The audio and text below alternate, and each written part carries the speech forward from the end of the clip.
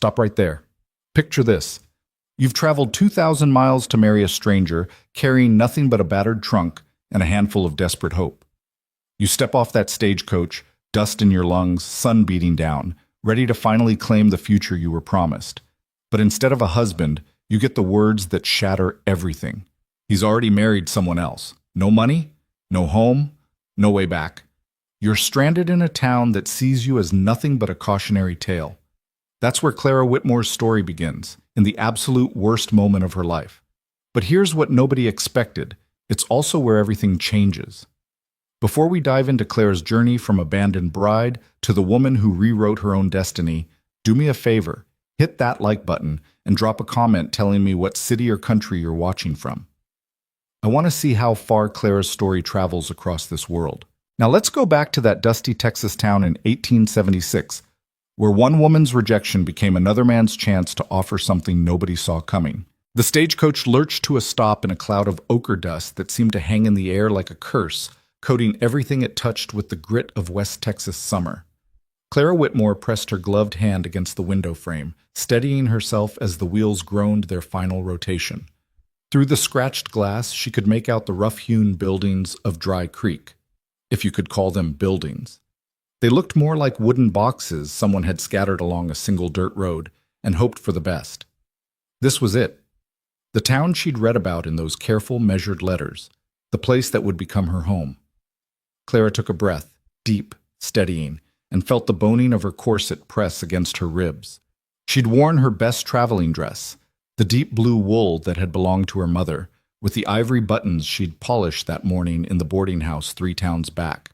Her hair was pinned in a style that had taken her an hour to achieve in a mirror barely bigger than her hand. She wanted to look like a woman worth keeping a promise for. The driver's weathered face appeared at the window. "Dry Creek, miss. End of the line." "Thank you." Her voice came out steadier than she felt. That was something, at least. She gathered her reticule, checked that the letter was still tucked inside. She'd read it so many times the creases had gone soft, and prepared herself to meet the man who'd written it. Mr. Robert Fletcher. 34 years old, owner of Fletcher Freight Company, seeking a wife of good character and sound mind to help build a life in the growing territories. His words had been formal but kind, practical but not cold. In a world that had given Clara very few choices, Robert Fletcher's proposal had seemed like providence.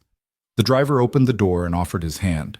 Clara stepped down, and the Texas heat hit her like a physical thing, thick and heavy, so different from Boston's crisp coastal air. The sun was a hammer against an anvil of cloudless sky. "Your trunk, miss." The driver was already hauling it down, and Clara watched her entire life thump onto the wooden boardwalk. One trunk. That's what 23 years amounted to.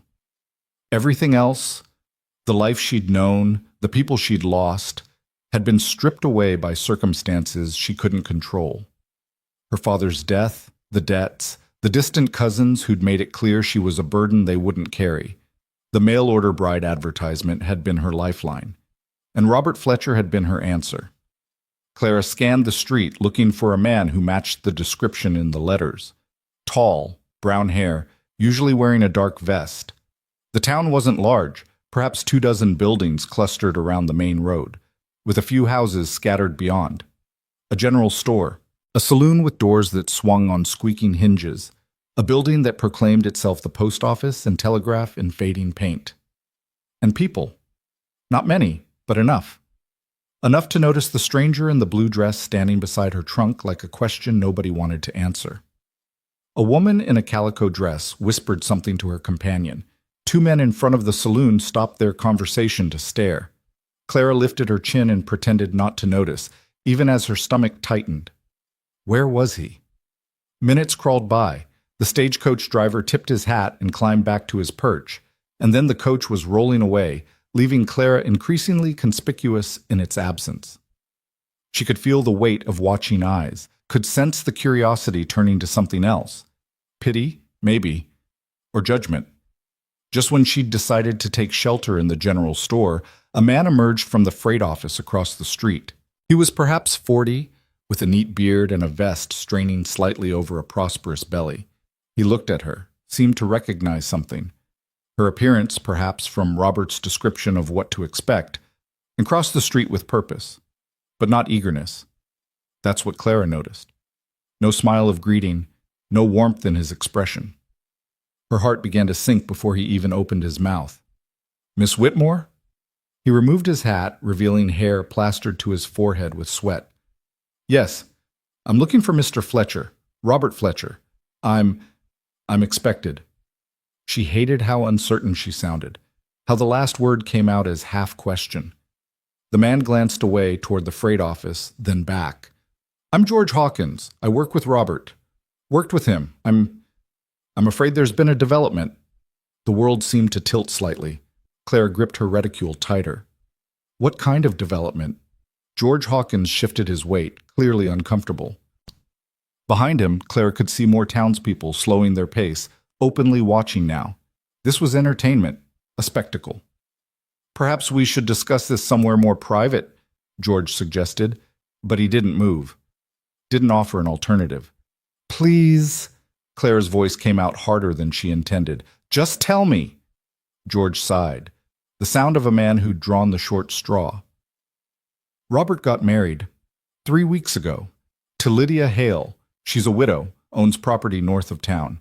It was, well, it happened rather suddenly. He meant to send word to stop you from coming, but the timing..." He trailed off as if the logistics of betrayal somehow softened the blow. Clara stood very still. She'd learned in the months after her father's death that if you held yourself carefully enough, you could keep everything from falling apart, at least on the outside. "I see." 2 words. That's all she could manage. "He did intend to honor his commitment," George continued, rushing now, as if speed could somehow make this better. "But then Mrs. Hale, Lydia, she made him an offer, and it made more sense, business-wise. She has resources, connections. It's not personal, Miss Whitmore. It's just business," Clara finished for him. "I understand."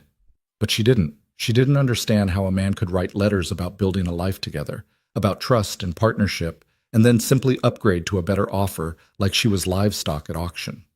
She didn't understand how she'd traveled 2,000 miles, spent every cent she had, burned every bridge in Boston, only to be told she was the inferior choice.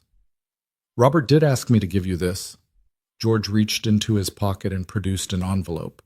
"It's money for your return journey and a bit extra. Compensation," he said. Compensation. As if there was a price that could cover humiliation, abandonment, and the complete destruction of the future you'd staked everything on. Clara took the envelope because not taking it would have been stupid, and whatever else she might be, foolish perhaps for believing those letters, she wasn't stupid. Her fingers felt numb. "There's a stage that runs through here twice a week," George continued. "Next one's on Thursday. You can stay at the boarding house until then. It's the building next to the post office, run by Mrs. Brennan. Robert's already arranged. I'm sure he's been very thorough."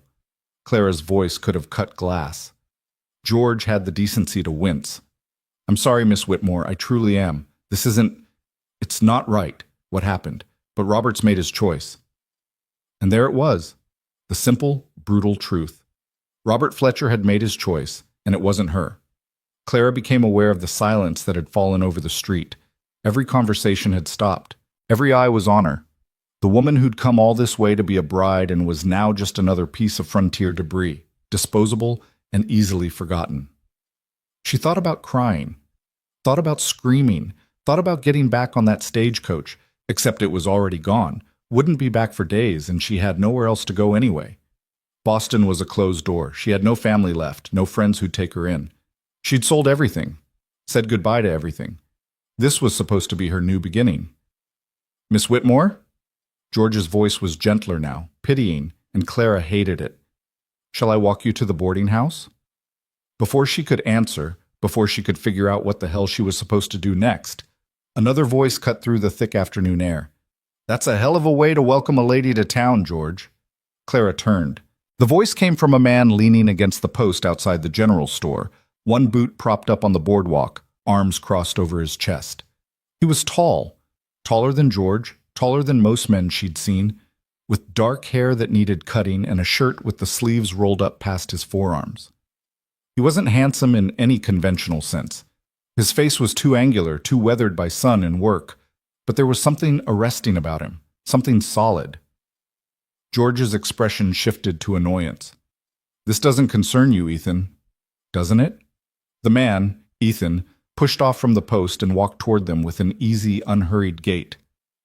"Seems to me a woman just traveled halfway across the country based on a promise, only to find that promise broken. That concerns me. Should concern anybody with a sense of decency." "Robert made a business decision," George said defensively. "He's compensating Miss Whitmore fairly." "Fairly?" Ethan stopped a few feet away, his gaze moving from George to Clara. His eyes were gray, she noticed, storm gray. "What's fair compensation for uprooting your entire life? For being humiliated in front of a town full of strangers? Put a dollar amount on that, George." Clara found herself staring at this stranger who'd just articulated the fury she'd been too shocked to express. Who was he, and why did he care? George's face reddened. "This is Robert's business, Cole, and the lady's, not yours." "Then let's ask the lady." Ethan's attention shifted fully to Clara, and she felt the weight of it, not leering or presumptuous, but direct, unflinching. "Did Robert Fletcher write you letters, make you promises?" "Yes." Clara's voice came out stronger than she expected. "Did he ask you to come here? To upend your life for him?" "Yes." "And did he bother to tell you he was marrying someone else?" Clara's jaw tightened. "No." Ethan nodded slowly, as if she'd just confirmed something he already knew. He turned back to George. "Seems pretty clear who's in the wrong here." "Nobody's saying it's ideal," George started. "Ideal?" Ethan's voice sharpened. "That's your word for this? A man breaks his word, abandons a woman he made promises to, and that's just not ideal?" A small crowd had gathered now, drawn by the confrontation. Clara could see faces in the doorway of the saloon, women paused in their shopping, a couple of ranch hands stopping their horses to watch. She felt exposed, like a wound that wouldn't stop bleeding in public. "Ethan, please," George said, lowering his voice. "You're making this harder than it needs to be." "No, George. Fletcher made this hard when he put his signature on those letters, when he made promises he didn't intend to keep." Ethan glanced back at Clara. "How much is in that envelope?" Clara opened it with trembling fingers. "Bills." She counted quickly. $100. $100? Ethan's laugh was bitter. "That's what Fletcher thinks this is worth. Your reputation, your future, your trust. $100. "It's more than generous," George protested. "It's enough to get her home and then some." "Home?" Ethan seized on the word. "And where's home, Miss Whitmore? Clara Whitmore." She shouldn't be speaking to this stranger, shouldn't be participating in what was rapidly becoming a public spectacle. But something about his anger on her behalf, righteous and clear, made her feel less alone. "Boston. But there's nothing for me there." "Nothing there? And nothing here either," Ethan said quietly, but loud enough for the watching crowd to hear. "That about sum it up?" Clara swallowed hard. "Yes." The silence that followed was heavy. Clara could feel judgment in it, pity, curiosity. She could feel herself becoming a story these people would tell. Remember that mail-order bride who got replaced? Poor thing. Never saw it coming. Ethan Cole, because that's who this had to be, the man George had called by name, looked at her for a long moment. Then he did something unexpected. He took off his hat, held it in both hands like a man standing at a graveside, and spoke with quiet formality. "Miss Whitmore, I apologize for speaking about your circumstances without invitation. That wasn't proper, but I want you to know something." He paused, seemed to be choosing his words carefully. "Fletcher was a damn fool." George made a noise of protest, but Ethan ignored him. "Any man who'd break a promise to a woman brave enough to travel 2,000 miles on faith alone, that's not a man worth mourning. You're well rid of him." Claire felt something crack in her chest. Not break. She'd already broken, was barely holding the pieces together, but crack. Like a dam starting to give way. Thank you, but it doesn't change my situation." "No," Ethan agreed. "It doesn't, but maybe something else can." He put his hat back on and turned to face George directly. "Tell me something. Did Fletcher know about Miss Whitmore's arrival today? George shifted uncomfortably. Of course he knew. And where is he? Why isn't he here himself handling this? He and Lydia, Mrs. Fletcher, left for San Antonio yesterday. Business. Business. Ethan's voice dripped contempt. Convenient. So he asked you to do his dirty work, hand over some money, and ship the problem back east. That about right? That's exactly right, George, and you know it. Ethan looked around at the gathered crowd, his voice carrying. Robert Fletcher made a promise to this woman, put it in writing, asked her to cross the country and build a life with him. Then he married someone else and couldn't even be bothered to face her himself. Is that the kind of man we want representing Dry Creek? Murmurs rippled through the crowd. Clara saw a few nods, a few expressions of discomfort, but she also saw the tight lips of women who'd already decided this was somehow her fault, the smirks of men who found the whole thing amusing. George's face was now fully red. Ethan, that's enough. This is between Robert and Miss Whitmore. No. Clara surprised herself by speaking up. Both men turned to look at her. Mr. Cole is right. Mr. Fletcher made me promises. He asked me to trust him, and she had to stop, had to breathe. He didn't have the courage to face me himself. Miss Whitmore, George began, his tone condescending now. I understand you're upset, but you have to be reasonable. Robert is married now. That's done. The best thing, the only thing, is for you to take this money and go home. I told you, Clara said, voice shaking. I have no home. Then find one somewhere else. George's patience was clearly wearing thin. You're a young woman. You can work, find a position somewhere. This money is a gift, more than most people get when things don't work out. When things don't work out, Claire repeated slowly, as if this were a business venture that simply failed to yield returns. As if I were merchandise that didn't meet specifications. Now you're being dramatic, George said, and Clara felt rage bloom in her chest like fire. Dramatic? Her voice rose. I spent every cent I had to come here. I said goodbye to the only city I've ever known. I have no family, no connections, no prospects. Mr. Fletcher promised me a future, and in exchange, I promised him mine. I kept my promise. He broke his. And you're calling me dramatic? Lower your voice, George hissed, glancing at the crowd.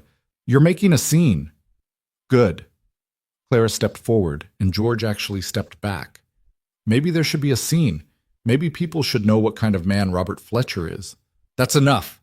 George's hand shot out as if to grab her arm, and Clara froze. But his hand never made contact. Ethan Cole had moved between them, fast and fluid, and suddenly George's wrist was caught in his grip. Don't. Ethan's voice was quiet, but it carried a weight that made George go still. Don't even think about putting your hands on her. I wasn't. You were. Ethan released George's wrist and stepped back, positioning himself slightly between Clara and the other man. And we're done here. You've delivered Fletcher's message and his blood money. Your job's finished. George looked like he wanted to argue, but something in Ethan's expression must have convinced him otherwise. He straightened his vest, gathered what dignity he had left. Fine, Miss Whitmore, the boarding house is— She heard you the first time, Ethan interrupted. Go! George shot them both a venomous look, then turned and stalked back toward the freight office, muttering under his breath. The crowd, sensing the show was over, began to disperse, though Clara could feel their lingering curiosity, their whispered speculations. She and Ethan Cole stood alone on the street, dust settling around them. Clara's hands were shaking. Now that the adrenaline was fading, the full weight of her situation was crashing down. She was in a strange town, in a territory she didn't know, with exactly $100 and a trunk full of belongings she'd probably have to sell.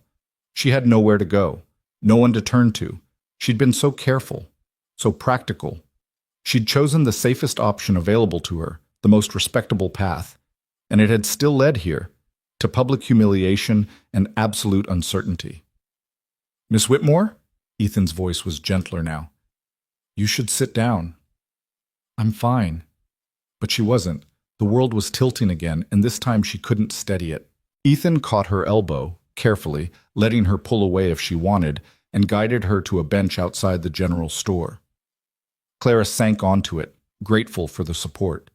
She pressed her hands flat against the rough wood, focusing on the splinters and grain, anything to anchor herself. "Put your head down," Ethan said quietly. "Between your knees. You've gone pale." Clara did as he suggested, too tired to argue. Blood rushed back to her head. The dizziness receded. When she sat up again, Ethan was crouched in front of her, gray eyes level with hers, patient and watchful. "Better?" he asked. "Not really." But she appreciated the honesty of the question. "Mr. Cole?" "Ethan, please." "Ethan." The name felt strange on her tongue. Too familiar, but formality seemed absurd after what had just happened. "Why did you do that? Intervene, I mean. You don't know me." He was quiet for a moment, seeming to consider the question seriously. "I suppose because somebody needed to. And because I've seen men break promises before. It doesn't sit well with me." "Still, it wasn't your fight." "Maybe not." He stood, dusted off his knees. "But I've got a low tolerance for men who hide behind proxies when they do wrong. If Fletcher didn't have the spine to face you himself, someone needed to say it out loud." Clara studied him. He was younger than she'd first thought. Maybe 30. His clothes were simple but well made, worn from use rather than poverty. Work clothes. Ranch clothes. His hands were calloused, she noticed. This was a man who made his living with his hands. "You have my gratitude," she said formally, "even if it doesn't change anything." "Actually," Ethan said slowly, "I've been thinking about that. About changing things, I mean." Clara's stomach tightened with suspicion. Here it comes, she thought, the real reason he'd helped. Men didn't intervene out of pure altruism. Not for women they didn't know. There was always a price. "What do you mean?" she asked carefully. Ethan seemed to read her wariness. "Nothing untoward, I promise you. Just a possibility. Something that might benefit us both." "I don't understand." He looked down the street toward the edge of town where the buildings gave way to open land, then back at her. "I have a ranch, about 5 miles west of here. Small operation, cattle mostly, some horses. I run it alone, which is manageable but not ideal. A ranch that size really needs 2 people, a partnership." Clara's heart was beating faster now. "Mr. Cole, hear me out." He held up a hand. "I'm not proposing what Fletcher proposed. I'm not asking you to trust blindness or make promises you can't keep. I'm offering something different, something honest." "Which is?" "A job." He said it plainly. "Room, board, fair wages. Help me run the ranch. If it doesn't work out, you leave with money saved and a reference. If it does," he trailed off, then finished carefully. "If it does, maybe we discuss something more permanent. A real partnership. Marriage." The word hung between them. Clara stared at him. "You're proposing marriage to a complete stranger 5 minutes after watching me get jilted?" "No," Ethan said firmly. "I'm proposing work, employment. The marriage part would only come later, much later, and only if we both wanted it, only if it made sense." "Why?" Clara couldn't keep the suspicion from her voice. "Why would you do this? You don't know anything about me."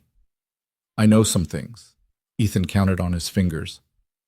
"I know you're brave enough to travel 2,000 miles on faith. I know you're willing to work for your future. You came here to build a life, not to be kept like a decoration. I know you've got a spine because you stood up to George when most women would have just cried and accepted the money. And I know you've got no other options right now, which means you'll actually consider what I'm saying instead of dismissing it out of hand." It was brutally honest and accurate. "I could be terrible," Clara said.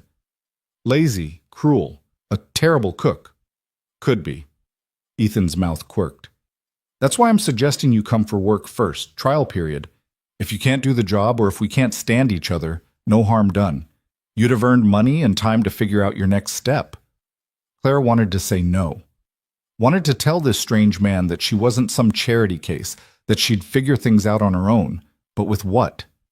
$100 wouldn't last long. She had no skills beyond basic housekeeping and bookkeeping, and those wouldn't get her far in a territory where women's options were limited to teaching, housekeeping for others, or worse. And there was something else. Something in the way Ethan had stood up for her, not because he wanted something from her, but because it was the right thing to do. in the way he was offering her choice rather than demanding her gratitude. "If I said yes," she spoke carefully, "what would you expect?" "Honesty," Ethan said immediately. "Hard work. And respect, same as I'd give you. Nothing else. Nothing you don't offer freely. And the marriage part? Would require both of us agreeing, not just me deciding you do and presenting you with a fait accompli. That's Fletcher's way, not mine." Clara looked down at the envelope in her hands. $100. That's what her dreams were worth to Robert Fletcher. She looked back up at Ethan Cole. "I need time to think." "Fair enough." He gestured toward her trunk. "Let me take that to the boarding house for you. You can think there, get some rest, have some food. Tomorrow morning, if you're interested, come by my ranch. See it for yourself. If you don't like what you see, no obligation." It was more than fair. It was the first truly fair thing that had happened since she'd stepped off that stagecoach. "All right," Clara heard herself say. "I'll come see it." Ethan nodded, satisfied. He hoisted her trunk onto his shoulder like it weighed nothing, and it wasn't light, and started toward the boarding house.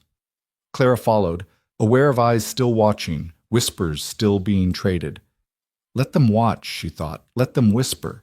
She'd been humiliated, yes, abandoned and replaced, but she wasn't broken. Not yet. The boarding house smelled like lye soap and boiled cabbage. Mrs. Brennan, the proprietor, was a stout woman with suspicious eyes and a mouth that seemed designed for pursing and disapproval. She looked at Clara the way you might look at something tracked in on someone's boot. "You're the mail-order bride," she said flatly. Not a question. "I'm Clara Whitmore," Clara corrected, lifting her chin.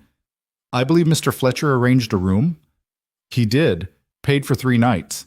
Mrs. Brennan's tone suggested this was more charity than Clara deserved. "Rooms upstairs, second door. Supper's at 6. Don't be late." Clara followed her directions and found herself in a small room with a narrow bed, a washstand, and a window overlooking the main street. It was clean, at least. Sparse, but functional. She sank onto the bed and let herself feel it all. The exhaustion, the humiliation, the bone-deep fear of an uncertain future. She'd been so sure, so carefully certain that marrying Robert Fletcher was the smart choice, the safe choice. But there was no such thing as certainty, she realized now. No such thing as safe. You could plan and prepare and do everything right, and life could still sweep your feet out from under you. The question was, what did you do then? Clara thought about Ethan Cole's offer.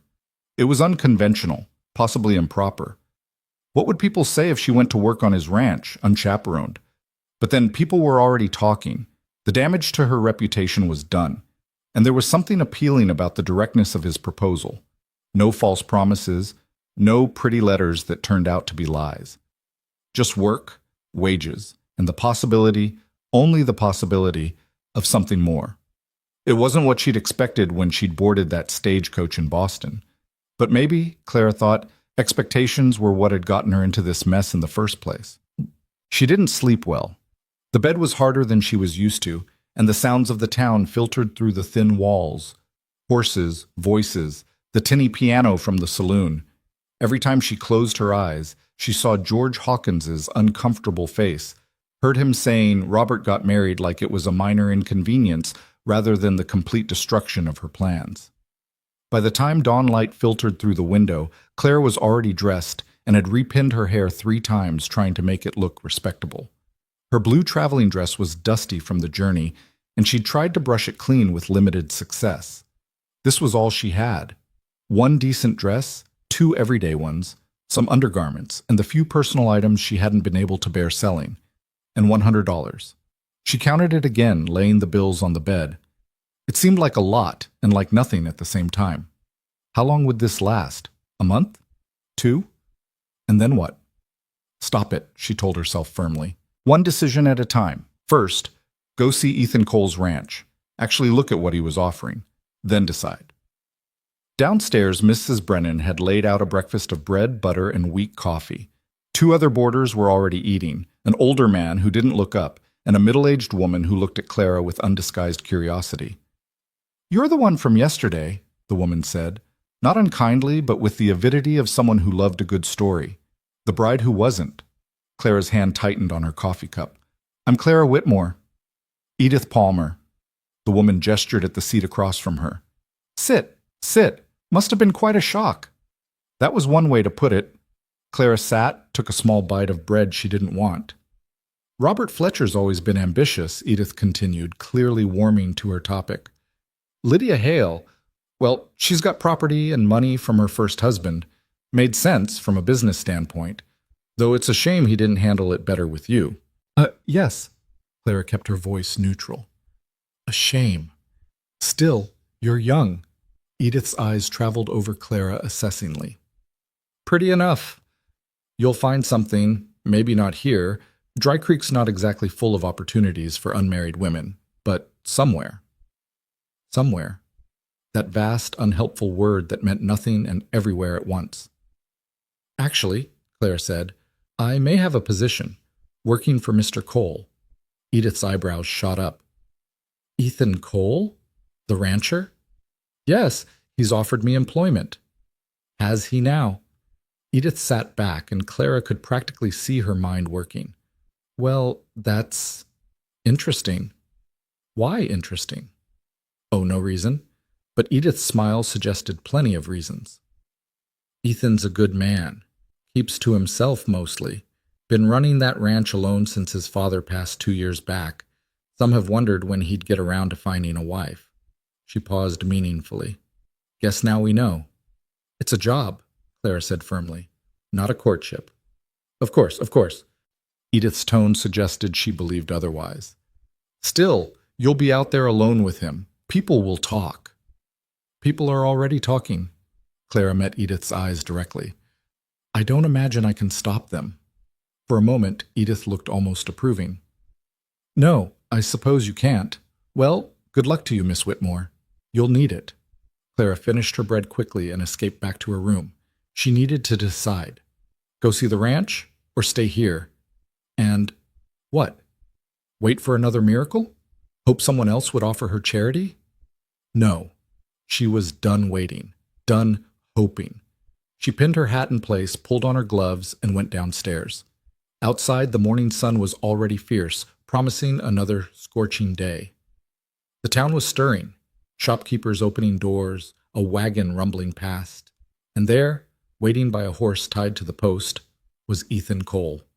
He straightened when he saw her, touched his hat. Morning, Miss Whitmore. Wasn't sure you'd come. I said I would. So you did. He gestured to the horse. She's gentle. Do you ride? Clara looked at the animal, a bay mare with kind eyes. I haven't. Not really. All right. Then you'll ride with me. Ethan swung into the saddle with easy grace, then reached down. Give me your hand. Clara hesitated, but there was no judgment in his face, no impatience, just practicality. She took his hand. His grip was warm and calloused, and let him pull her up behind him. Hold on, he said simply, and Clara wrapped her arms around his waist, feeling the solid warmth of him through his shirt. Then they were moving, and Dry Creek was falling behind them, and Clara was riding toward something unknown with a man she'd met yesterday. It should have terrified her. Instead, for the first time since stepping off that stagecoach, Clara felt something that might have been hope. The landscape opened up before them like a promise written in earth and sky. Clara had expected more of the same dust and scrub she'd seen from the stagecoach, but as they rode west from Dry Creek, the land began to reveal itself in layers. Rolling hills covered in buffalo grass that swayed silver gold in the morning breeze, clusters of mesquite trees casting pools of shade. In the distance, she could see the dark line of what might have been a river, and beyond that, the hazy blue outline of hills that seemed to go on forever.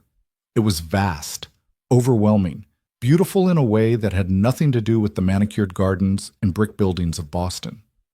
This was beauty that didn't care whether you noticed it or not.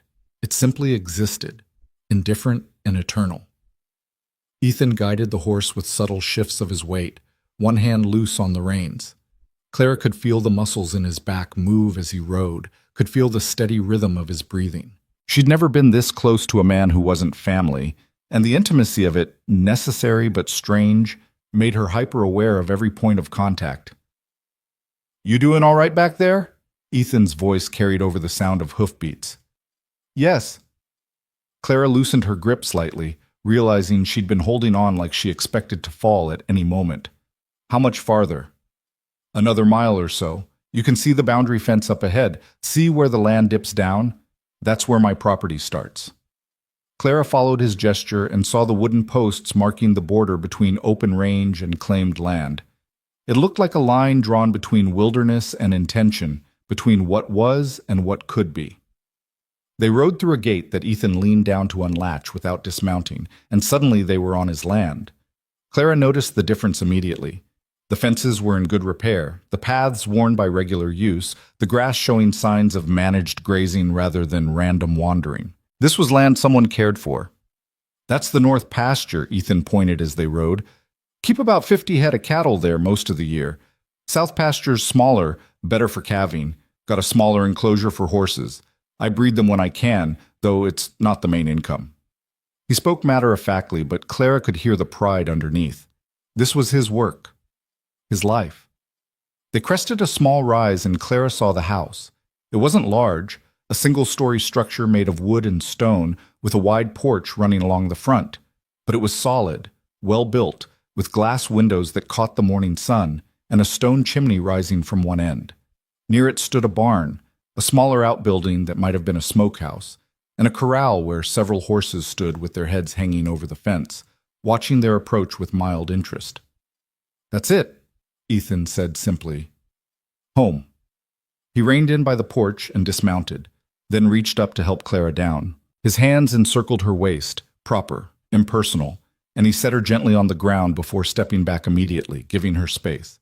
Clara stood there, looking at the house, the land around it, trying to imagine herself here, trying to picture waking up to this view every morning, working this land, building a life in this place that was so far from everything she'd known. Come on, Ethan said, tying the horse to the porch rail. I'll show you inside. The house was dim and cool after the bright morning sun. Clara's eyes adjusted slowly, taking in the main room that served as kitchen, dining area, and sitting room all in one. It was spare but clean. A table with 4 chairs, a cast-iron stove, shelves holding dishes and supplies, a comfortable-looking chair near the fireplace with a lamp beside it. No curtains on the windows. No decorative touches. It was a house built for function, not beauty. There are 2 bedrooms, Ethan said, gesturing to doors on opposite sides of the main room. Mine's there. The other one was my father's. It's empty now. If you stay, it'd be yours. Clara walked to the door he'd indicated and looked inside. A simple room with a bed frame, a chest of drawers, and a window looking east. Empty, as he'd said, but the floor was swept and the window was clean. Someone had kept it ready. You've been expecting someone? She asked. No. Ethan leaned against the doorframe. But I keep it clean anyway. Seemed like the thing to do. Clara turned back to the main room, taking it all in with a more practical eye now. The stove looked serviceable but old. The floors needed scrubbing.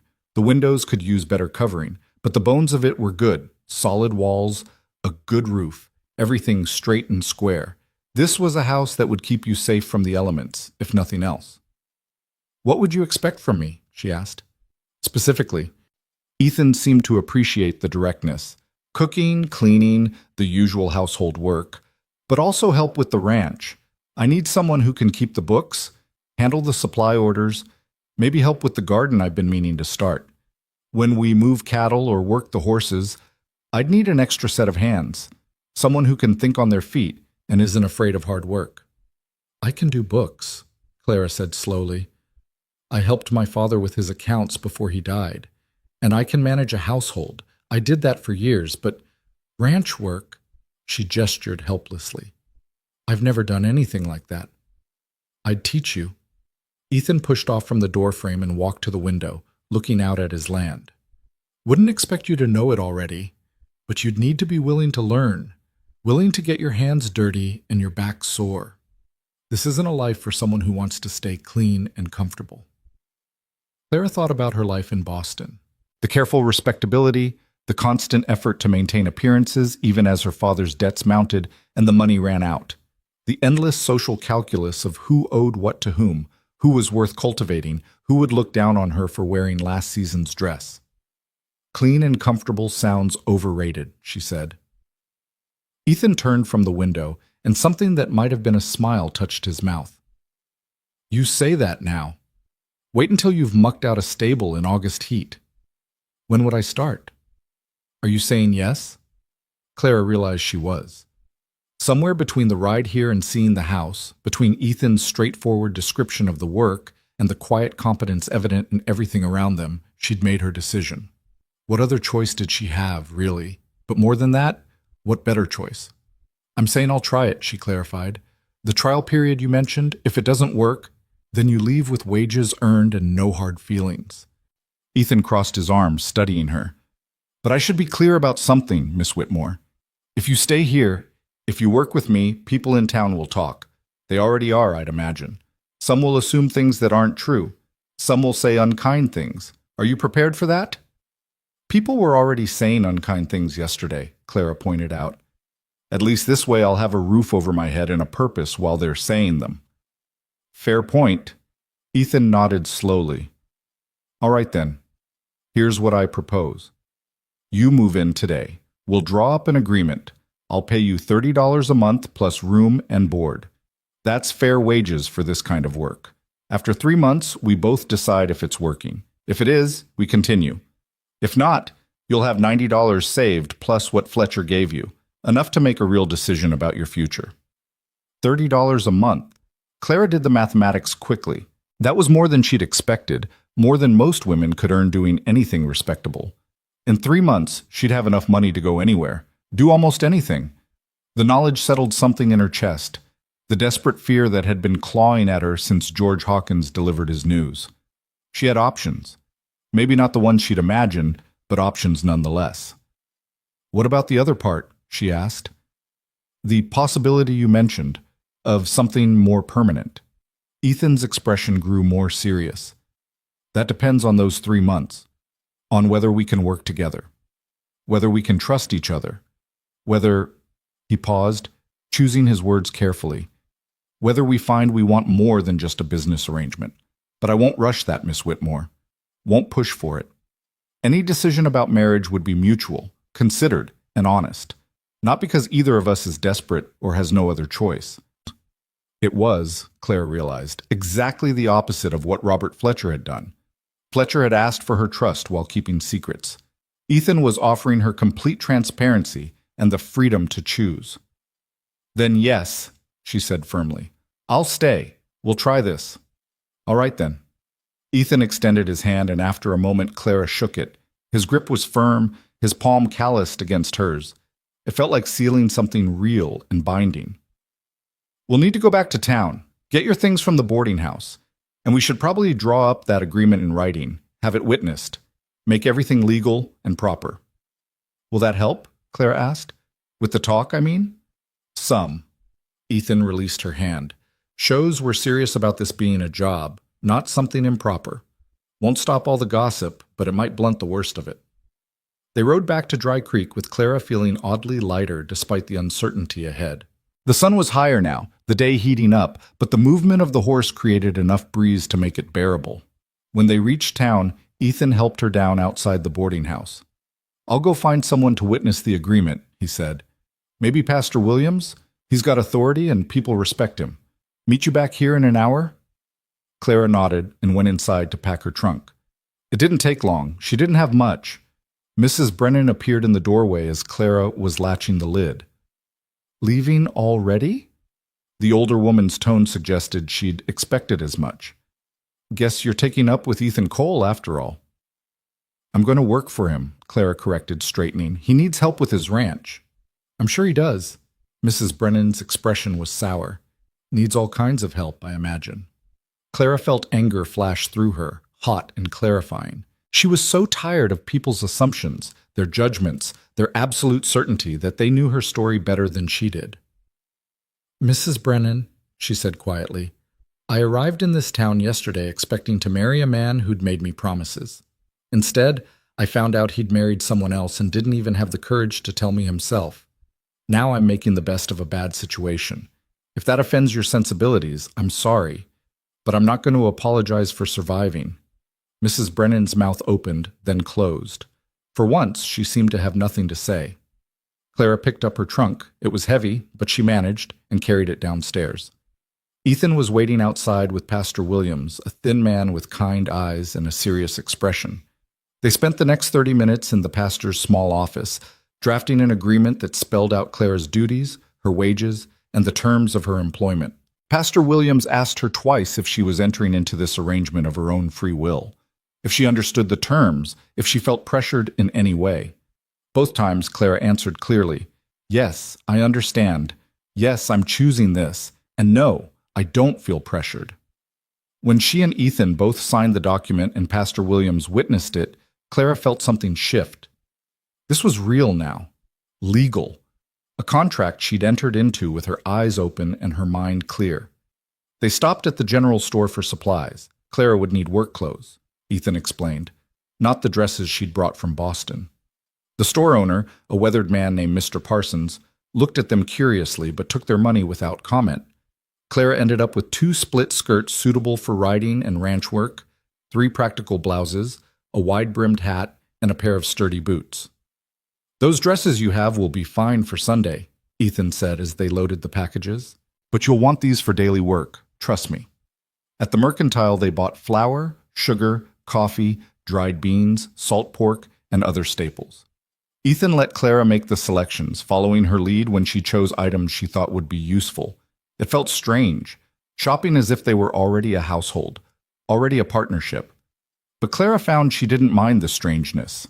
There was something almost comforting about the normalcy of it, the mundane decisions about how much coffee to buy, whether they needed more lamp oil. By the time they rode back to the ranch, the sun was past its zenith and Clara's stomach was growling. They'd missed lunch entirely.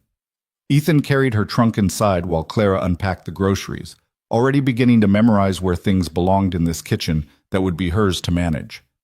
"I should probably make something to eat," she said, surveying the supplies.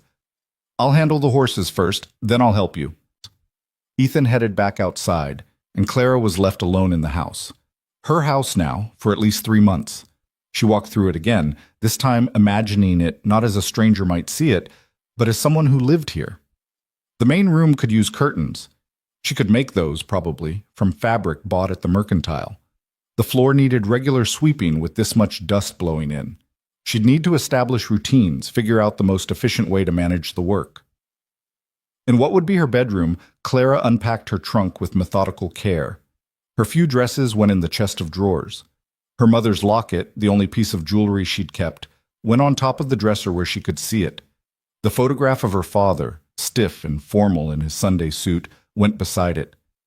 "This is where we are now, Papa," she whispered to the image. "I hope I'm doing the right thing." Her father stared back, frozen in time, offering no answers.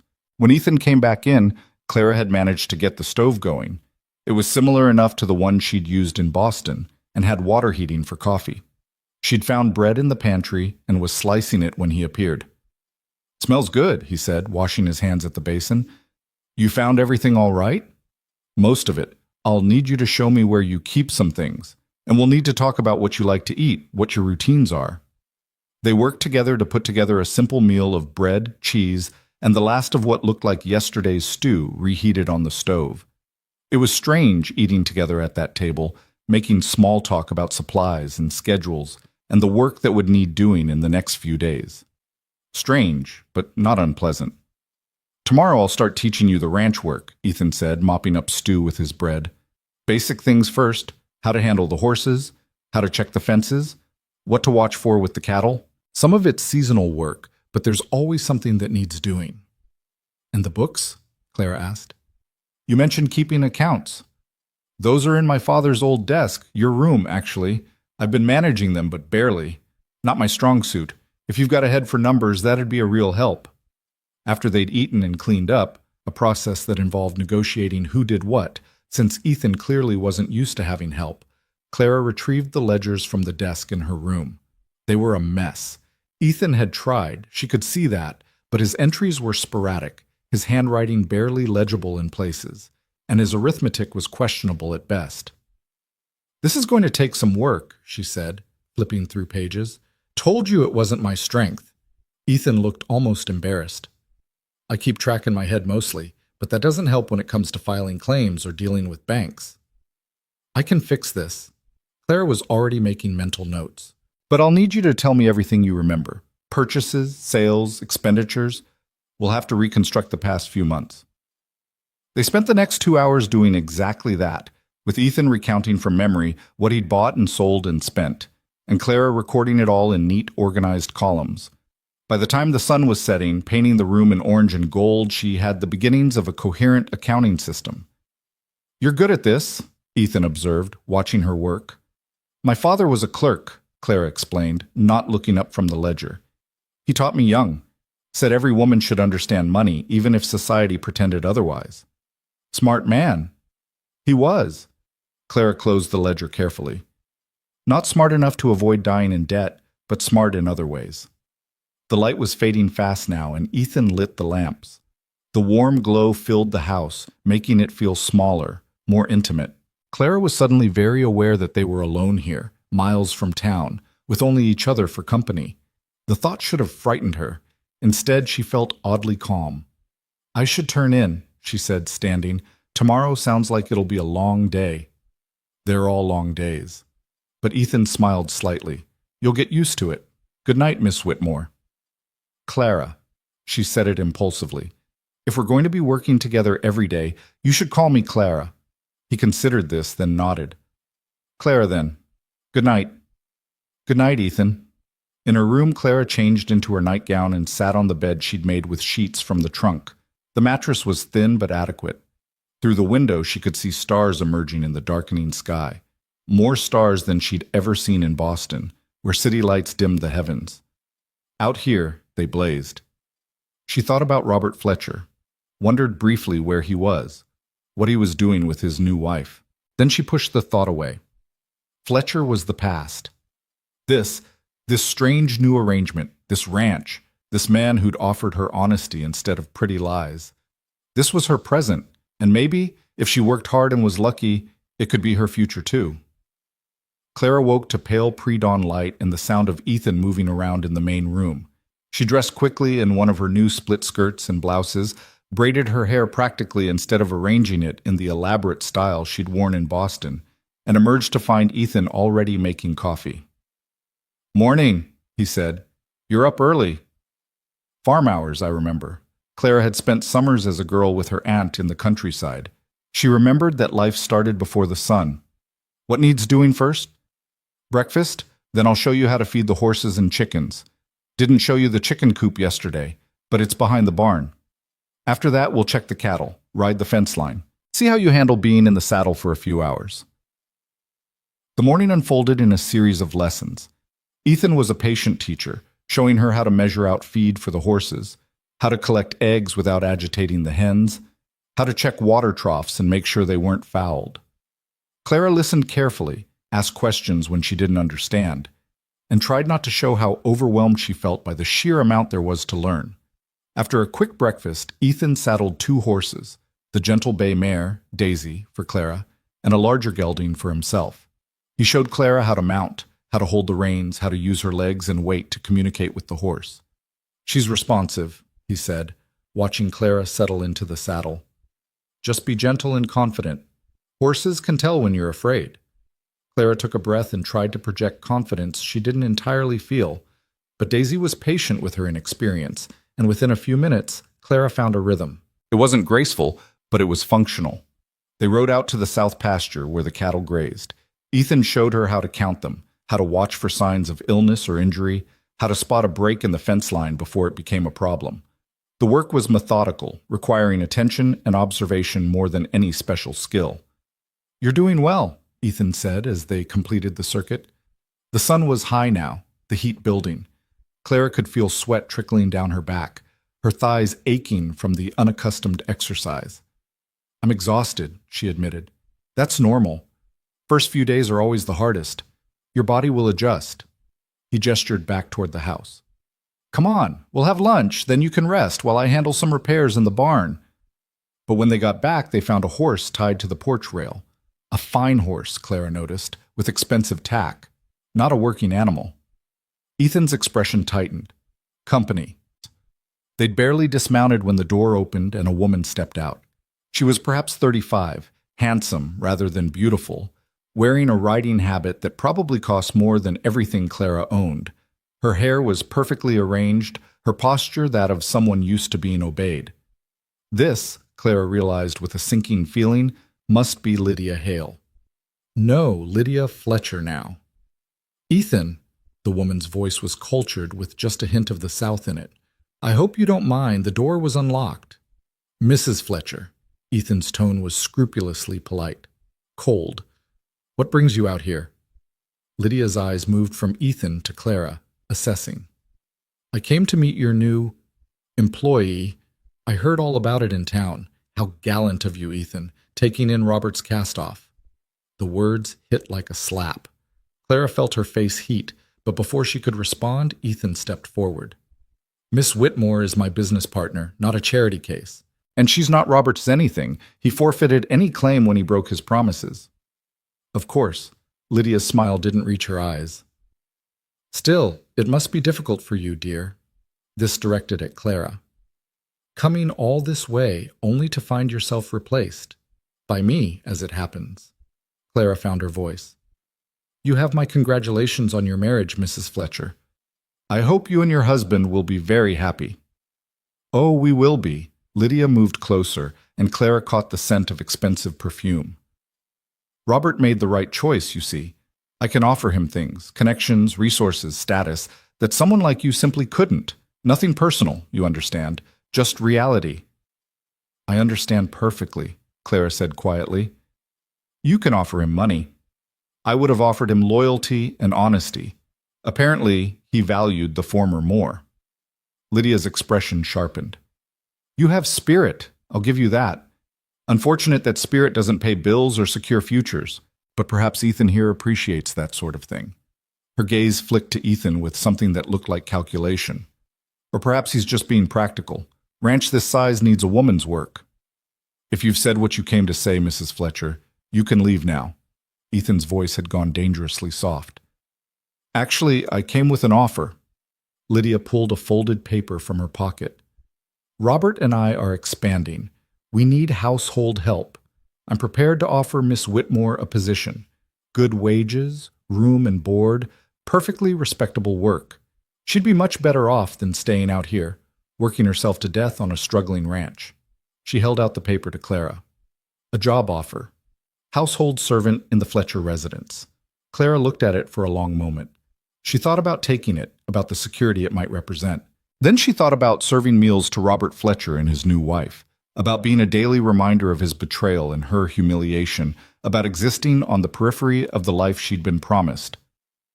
No, she said simply. No? Lydia's eyebrows rose. Just like that? Just like that. Clara met her gaze steadily. I have employment, Mrs. Fletcher. Employment I chose freely. I'm not interested in your offer. You're turning down good money and respectable work to stay out here and, what, pretend to be a rancher? Play house with Ethan? Lydia's voice took on an edge. Be sensible. This arrangement is temporary at best.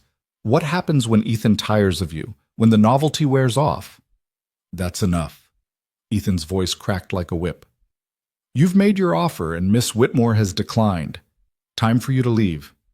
Lydia's expression hardened. You're making a mistake, both of you. People in town are already talking. This little arrangement of yours, it's scandalous. Miss Whitmore will be ruined, and you, Ethan, will be a laughingstock. All because you wanted to play the hero. Or maybe, Clara said, surprised by her own boldness, all because someone finally treated me with honesty and respect. Novel concepts, I realize, but I'll take them over whatever you're offering. For a moment, Lydia looked genuinely angry. Then her expression smoothed into something practiced and cold. Very well, but don't come crying to me when this all falls apart. And it will, Miss Whitmore. These things always do.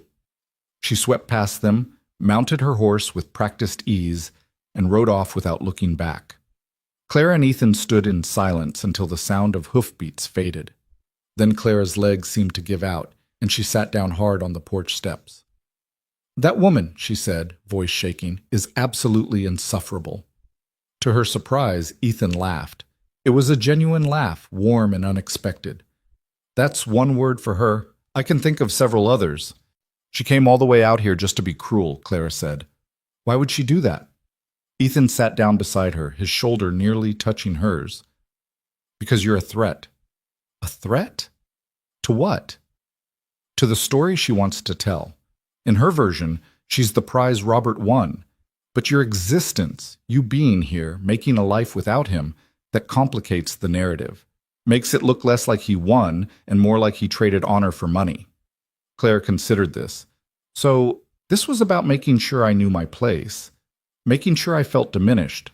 Yes, and you didn't let her. Ethan glanced at her, something approving in his expression. You stood your ground. That took courage.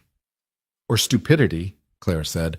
I just turned down paying work to continue an arrangement that might not last 3 months. Do you regret it? Did she? Clara thought about serving tea to Lydia Fletcher, about watching Robert pretend she didn't exist, about living in the house of broken promises. Then she thought about the morning she'd just spent, learning, working, building something with her own hands. No, she said finally. I don't regret it. Good. Ethan stood, offered her his hand. Come on, let's have that lunch. Then you can rest while I work, and tonight we'll go over more of those books. We've got a life to build here, Clara. Let's not waste time on people like Lydia Fletcher. Clara took his hand and let him pull her to her feet. As they walked into the house together, she realized something had shifted. This wasn't just about survival anymore, about making the best of a bad situation. This was about choosing, about building, about proving that she was more than what Robert Fletcher had made her feel, more than a cast-off, more than a charity case, more than someone's second choice. She was Clara Whitmore, and she was going to make something of this chance she'd been given, even if it scared her half to death. The weeks that followed fell into a rhythm that Clara found simultaneously exhausting and exhilarating. She woke before dawn, her body slowly adjusting to the demands of ranch life, and fell into bed each night with muscles aching in places she hadn't known existed. But with each passing day, the work became slightly less foreign, slightly more instinctive. Ethan kept his word about teaching her. He showed her how to repair fence posts, how to spot a lame horse before the injury worsened, how to read the sky for coming weather. He taught her to rope, though her first attempts were clumsy enough to make even the horses look amused, and how to predict where cattle would move based on wind and water. The work was harder than anything Clara had done in Boston, where her days had been filled with social calls and needlework and the carefully orchestrated dance of maintaining respectability on a shrinking budget. This was real, tangible. At the end of each day, Clara could point to things she'd accomplished: fences mended, accounts balanced, meals prepared, animals tended. There was something deeply satisfying about work that left visible results. But the social cost was exactly what Lydia Fletcher had predicted. When Clara accompanied Ethan to town for supplies 2 weeks after moving to the ranch, the reception was decidedly cool. Women who might have offered sympathy to an abandoned bride now viewed her with suspicion and thinly veiled judgment. Men looked at her with a speculation that made her skin crawl. The unspoken question hung in the air everywhere they went. What exactly was the nature of Clara's arrangement with Ethan Cole? Don't let it bother you, Ethan said quietly as they loaded supplies into the wagon. He'd noticed her discomfort, the way she held herself rigid under the weight of watching eyes. People always need something to talk about. Give them a month and they'll move on to some other scandal. But Clara wasn't so sure. The looks she received weren't idle curiosity. They were condemnation. She'd become something shameful in the eyes of Dry Creek, something that existed outside the bounds of respectability. The only person who treated her with any kindness was Pastor Williams, who stopped them outside the mercantile. Miss Whitmore, Mr. Cole? He tipped his hat. How are you both faring? Well enough, Pastor, Ethan replied. Ranch is keeping us busy. I'm sure it is. Pastor Williams' gaze was shrewd but not unkind. I've heard some talk in town, people making assumptions. I want you both to know that I've been reminding folks about the agreement you signed, about the proper nature of your arrangement. Some listen, some, he shrugged, some prefer their own narratives. We appreciate that, Pastor, Clara said quietly, though I suspect we're fighting a losing battle. Perhaps, But the truth has a way of asserting itself, given time. He paused, then added, "You're both welcome at Sunday services, if you'd like to attend. Might help to be seen in the community, to show you're not hiding." After he'd moved on, Ethan glanced at Clara. "Do you want to go? To church, I mean?" Clara thought about sitting in a pew with dozens of people staring at her, whispering behind their hands. The prospect was deeply unappealing, but Pastor Williams had a point. Hiding would only feed the gossip. "Yes," she said finally, "we should go." Sunday came too quickly. Clara wore her best dress, the blue wool she'd arrived in, carefully cleaned and pressed. She arranged her hair with more care than she'd taken since moving to the ranch, trying to project an image of respectability even if the town had already decided otherwise. Ethan appeared in a suit that looked slightly too tight across the shoulders, his hair slicked back with water. He looked uncomfortable but determined. "Ready?" he asked. "No, but let's go anyway." The ride to town was silent, both of them bracing for what was coming. When they arrived at the small church, people were already gathering outside, chatting in clusters before the service. Conversation stopped as Clara and Ethan approached. Heads turned, whispers started. Clara lifted her chin and walked forward as if she had every right to be there. Because she did. She'd done nothing wrong except survive an impossible situation with what dignity she could muster. Inside, they found a pew near the back. Clara was hyper-aware of the space between her and Ethan. Proper, respectable, exactly the distance that should exist between an employer and employee. But she could feel eyes on them, could sense the calculations being made. The service was interminable. Clara barely heard Pastor Williams's sermon, too focused on maintaining her composure. When it finally ended and people began filing out, she hoped they could escape quickly. But Lydia Fletcher had other plans. "Miss Whitmore," Lydia's voice carried across the churchyard. She stood with Robert at her side, both of them dressed in expensive clothes that marked them as people of means. "How domestic you look. Ranch life must agree with you." There was no avoiding this confrontation, not with half the town watching. Clara forced herself to turn, to face the man who'd abandoned her and the woman who'd taken her place. Robert Fletcher looked uncomfortable, his eyes darting between Clara and some point over her shoulder. He was handsome enough, she supposed, brown hair, neat features, the kind of face that photographs well. But there was weakness in it, too, in the way he couldn't quite meet her gaze. "Mrs. Fletcher?" Clara said evenly. "Mr. Fletcher. Good morning." "We were just discussing you," Lydia continued, her smile sharp. "Robert feels quite guilty about how things turned out. Don't you, darling?" Robert's face reddened. "Lydia, perhaps this isn't the time, but—" "Nonsense. It's the perfect time." "Well," Lydia's eyes glittered with malice. "We're all adults here. We can discuss the situation honestly. Robert made a business decision, Miss Whitmore found alternative employment, and everyone's moving forward. No hard feelings." "None at all," Clara lied. In truth, she felt a complicated tangle of anger and hurt, and something almost like pity when she looked at Robert. He'd traded honor for profit, and now he was married to a woman who wielded him like a weapon. "Though I must say," Lydia continued, "I'm surprised you're still at the coal ranch. I'd have thought the isolation would wear on you by now. Or perhaps—" She let the implication hang in the air, ugly and unmistakable. "Perhaps what?" Clara heard herself say. She was done playing nice, done pretending this woman's barbs didn't land. "Perhaps the arrangement is more comfortable than you initially let on." Lydia's smile widened. A young woman, alone with a man, miles from town. One does wonder about the nature of such comfort. The churchyard had gone very quiet. This was it. The accusation Clara had known was coming, spoken aloud where everyone could hear. Before Clara could respond, Ethan stepped forward. His voice was calm but carried an edge that made several people flinch. "Mrs. Fletcher, you're suggesting something improper about an arrangement you know nothing about. Miss Whitmore and I have a legal employment contract, witnessed by Pastor Williams himself. She keeps my books, helps run the household, and assists with ranch work. That's all. If you're implying otherwise, you're not just gossiping, you're slandering." "I'm simply stating what everyone's thinking," Lydia said, unfazed. "An unmarried woman living with an unmarried man. It's scandalous, Ethan. You have to see that."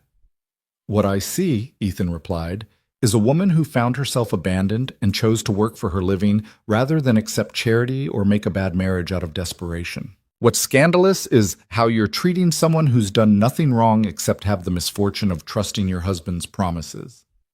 Robert made a strangled noise. Now see here, Cole. No, you see here, Fletcher. Ethan turned on him, and Clara watched Robert actually take a step back. You wrote those letters. You made those promises. You asked Clara to uproot her entire life and come here. Then you married someone else and didn't even have the spine to tell her yourself. You don't get to stand there now, hiding behind your wife's skirts, acting affronted. How dare you, Lydia began, but Pastor Williams chose that moment to intervene. That's enough, all of you.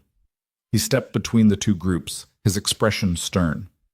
This is a house of worship, not a place for public arguments. Mrs. Fletcher, Mr. Fletcher, perhaps you should move along. Miss Whitmore, Mr. Cole, a word, please. The Fletchers left with poor grace, Lydia shooting Clara a look of pure venom. When they were gone, Pastor Williams turned to Clara and Ethan. I'm sorry you had to endure that, he said quietly. Mrs. Fletcher has been vocal about her opinions regarding your situation. She's been spreading rumors, Clara said flatly. Yes, Pastor Williams didn't deny it. I've tried to counter them, but she has resources and connections I don't. The truth is, Miss Whitmore, your position is precarious. People are making assumptions. Some genuinely believe you're in a compromising situation. Others, he hesitated. Others simply enjoy having something to gossip about. What do you suggest? Ethan asked. Pastor Williams looked between them carefully. That depends on what your intentions are. If this truly is temporary employment, if you plan to part ways when the contract ends, then perhaps the best course is to endure the gossip until it fades. But if you're considering something more permanent, he let the sentence trail off meaningfully. Clara's heart hammered. They hadn't discussed marriage since that first day, hadn't talked about anything beyond the immediate work of running the ranch. It had felt too soon, too fraught. But now, standing in the churchyard with the weight of the town's judgment pressing down, Clara realized they couldn't avoid the question forever. We haven't decided, Ethan said carefully. It's only been a few weeks. I understand, but I'd urge you to decide sooner rather than later, for Miss Whitmore's sake, if nothing else. The longer this arrangement continues without resolution, the more damage it does to her reputation. And reputation, once lost, is nearly impossible to recover. They rode back to the ranch in heavy silence. Clara stared at the landscape rolling past, thinking about reputation and damage and impossible choices. She'd come to Texas to marry Robert Fletcher because it was respectable, safe, the right thing to do. And look where that had gotten her. Now she was doing something that wasn't respectable by any measure, and yet it felt more honest than anything she'd done in Boston. She worked hard, contributed meaningfully, made decisions about her own life. The fact that society condemned her for it seemed increasingly absurd. I'm sorry, Ethan said finally. They were almost home, the ranch buildings visible in the distance. I should have anticipated this, should have protected you better. How? Clara asked. By not offering me work? By leaving me stranded in town with no options? By marrying you immediately before the gossip could start? He said it matter-of-factly, like discussing any practical solution to a problem. That's what people expected, what they would have accepted. A marriage of convenience, you mean, like what I almost had with Fletcher. No. Ethan pulled the horse to a stop, turned to look at her directly. Not like that at all. Fletcher lied to you, made promises he didn't keep. I'd have been honest from the start about what the marriage was and wasn't. A partnership, a practical arrangement, nothing hidden. Clara studied his face, trying to read what lay behind those words. But you didn't suggest it. No, because I wanted you to have a choice, wanted you to have time to decide what you actually wanted, not just accept the first offer that came along. He paused, choosing his words carefully. But it seems I miscalculated. I thought giving you freedom would be better than rushing into marriage. I didn't fully consider the social cost. And now? Now I'm asking what you want, Clara. Do you want to continue as we are, weathers the gossip and hope it dies down? Do you want to end the arrangement, try to find something else, or... He took a breath. Or do we make this a real marriage? Not just on paper, but a genuine partnership. No lies, no illusions, just two people choosing to build a life together. Clara's pulse raced. This was it. The question that had been hovering between them since that first day. But now it wasn't abstract. Now it was real, immediate, weighted with consequences. I need time to think, she said. Of course. Ethan urged the horse forward again. Take all the time you need. This isn't a decision to be rushed. But when they reached the ranch, when Clara dismounted and looked at the house that had become her home, she realized she'd already been thinking about this. Every day for the past 3 weeks, she'd been testing this life, trying it on like a dress to see if it fit. And the truth was, it did fit, better than anything she'd worn in Boston. The question wasn't whether she could build a life here. The question was whether she and Ethan could build one together. That night, after supper, they sat at the table with the ledgers spread between them, their usual evening routine. But the work felt perfunctory, both of them distracted by unspoken questions. Finally, Clara set down her pen. Tell me something. Why did you really offer me this arrangement? And don't say it was just because you needed help with the ranch. You could have hired anyone for that. Ethan was quiet for a long moment, his finger tracing the grain of the wooden table. When he spoke, his voice was thoughtful. You want the truth? Always. I saw something in you that day. Standing there in the street, being told your future had been taken away, and you didn't collapse. Didn't cry or beg. You were angry, yes, but you were strong, dignified. And I thought... He paused, seeming to weigh his words. I thought that kind of strength was rare, worth preserving, worth partnering with. So it was pity? No. He looked up sharply. Not pity. Respect. There's a difference. I didn't feel sorry for you, Clara. I felt recognition. Like I was seeing someone who understood that life doesn't give you what you expect, and the only choice is to adapt or break. You chose to adapt. Clara felt something shift in her chest. And the marriage? If we did that, what would you expect from it? Honesty, partnership, shared work, and shared decisions. Someone I could trust to run this ranch with me, not just live in the house while I do all the real work. He met her eyes. And eventually, if we both wanted it, maybe more than that, affection, companionship. But I wouldn't demand it, wouldn't expect you to pretend feelings you didn't have. That's a very practical view of marriage. I've seen what happens when people marry for passion and it burns out. My parents did that. Loved each other desperately for 10 years, then spent the next 20 making each other miserable. I watched it destroy them both. His jaw tightened. I'd rather build something on respect and compatibility. Let affection grow if it's going to grow, but not stake everything on it from the start. Clara understood that. Her own parents had married for love, and after her father's death, her mother had been so devastated she'd barely functioned, leaving Clara to manage everything at 16. Love could be beautiful, but it could also be crippling. What about children? She asked. Would you want them? Someday, if it happened. But I wouldn't pressure you about it. That would be your choice as much as mine.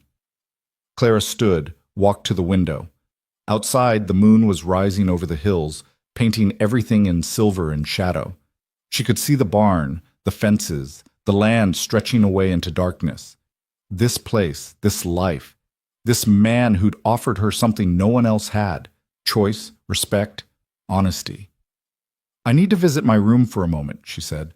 Will you wait here? Ethan nodded, confused but patient. In her room, Clara opened the chest of drawers and pulled out the envelope George Hawkins had given her. $100. Robert Fletcher's payment for her humiliation. She'd been saving it, keeping it as insurance against the day this arrangement might fall apart. But looking at it now, she realized it represented the past, a past she needed to let go of. She returned to the main room and placed the envelope on the table in front of Ethan. If we marry, she said, I want to contribute this to the ranch. Not as your money, but as mine. I want to be a real partner, Ethan. That means investing in our future, not keeping an escape fund hidden away. Ethan stared at the envelope, then at her. Clara, you don't have to do this. That money is yours. I know. That's why I'm choosing to invest it. In us. In this place. She sat down across from him. But I have conditions. Name them. First, I want equal say in ranch decisions, not just the household, but the business. You teach me, I learn, and then we decide things together. Agreed. Second, if I'm managing the accounts, I want my name on the bank documents. Legal authority to conduct business on behalf of the ranch. Ethan's eyebrows rose. That was unusual. Most men would never grant their wives that kind of power. But after a moment, he nodded. Makes sense. You'll be doing the work. You should have the authority. What else? Third, if this doesn't work, if we marry and it turns out we can't stand each other, I want your word that you'll let me leave. No trying to control me or keep me trapped. I'll forfeit the money I put in, but I get to leave with my freedom intact. You have my word, though I'd hope if we reach that point we could dissolve things fairly for both of us. Clara took a breath. This was it, the moment of decision. She could say no, could continue as they were and hope the gossip died down, could leave and try to find something else, somewhere else. Or she could take this leap, this strange, practical, honest leap with a man who'd shown her more respect in 3 weeks than Robert Fletcher had in months of letters. Then yes, she said, I'll marry you, Ethan Cole, on those terms, as a partnership. Something changed in Ethan's expression, not quite a smile, but close. Relief, maybe, or satisfaction. All right then, we'll do it properly this time. I'll talk to Pastor Williams tomorrow, arrange a ceremony. We'll post the bans, give people time to object if they're going to. Make it legal and public. How long will that take? A few weeks, probably. Unless... He hesitated. Unless you'd rather do it sooner, quietly, given how people are already talking. Clara considered. Part of her wanted exactly that, a quick, quiet wedding that would shut down the gossip immediately. But another part of her, the part that was tired of being treated like something shameful, wanted the opposite. No, she said firmly. We'll do it publicly. Let people see that this is a real marriage, entered into freely. I'm done hiding or apologizing for surviving.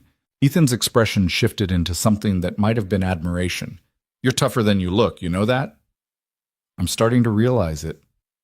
They sat there in the lamplight, the ledgers forgotten, and for the first time since Clara had stepped off that stagecoach, she felt something like peace. This wasn't the future she'd imagined, but maybe, just maybe, it would be better. The next 3 weeks were a strange combination of normal routine and mounting anticipation. Ethan went to town and spoke with Pastor Williams, who agreed to perform the ceremony and began the process of posting the bans. The announcement caused exactly the stir Clara had expected. More gossip, more speculation, more knowing looks that suggested everyone had predicted this outcome. But there was also grudging acceptance. A marriage, even a hasty one, was more respectable than the alternative. Some of the sharper tongues in Dry Creek might suggest Clara had trapped Ethan into it, but at least she'd be a wife rather than something unnameable. Clara threw herself into work, partly to stay busy and partly to prove she could do this. Ethan had her help him with spring repairs, replacing fence posts, clearing brush, preparing the garden plot. She learned to anticipate what he'd need, to work alongside him with increasing efficiency. They developed a rhythm, a wordless communication born of shared labor. In the evenings, they talked, not about anything profound, just the small things that make up a life. Ethan told her about growing up on this ranch, about his father's stubborn insistence on doing things the hard way, about his mother who'd left when he was 12 and never looked back. Clara told him about Boston, about her father's declining years, about the slow erosion of their social position as debts mounted. They were getting to know each other, Clara realized, building the foundation that most couples built during courtship. Better late than never. One evening, about 2 weeks after they'd agreed to marry, they were sitting on the porch watching the sunset when Ethan suddenly said, I should tell you something about why I live alone out here, why I haven't married before now. Clara waited, sensing this was important. I was engaged once, he continued, staring out at the darkening sky. 5 years ago. Her name was Sarah. She was from town, the daughter of the man who ran the mercantile. Pretty, sweet-natured, everything you're supposed to want in a wife. What happened? She came out here to visit, spent a week at the ranch, seeing what her life would be like. And at the end of that week, she told me she couldn't do it. Couldn't live this far from town, couldn't handle the isolation and the work. She wanted a house in Dry Creek, wanted me to give up ranching and find something else. When I said no, she ended it. I'm sorry. Don't be. She was right to end it. We wanted different things, but it taught me something. You can't build a life with someone unless you both want the same kind of life. That's why I waited. Why I didn't rush into courting someone just because I needed a wife. I needed to find someone who actually wanted this. He gestured at the land around them. Not someone who'd tolerate it or endure it, but someone who'd choose it. And you think I'm that person? Clara asked quietly. Ethan turned to look at her. I've watched you these past weeks. You're good at this work, Clara. Better than you probably realize. You don't just do what I ask. You see what needs doing and you do it. You're thinking about how to make this place better, more efficient. That tells me you're not just marking time, you're investing, building. That's what I need in a partner. Clara felt something warm bloom in her chest. It wasn't love. Not yet.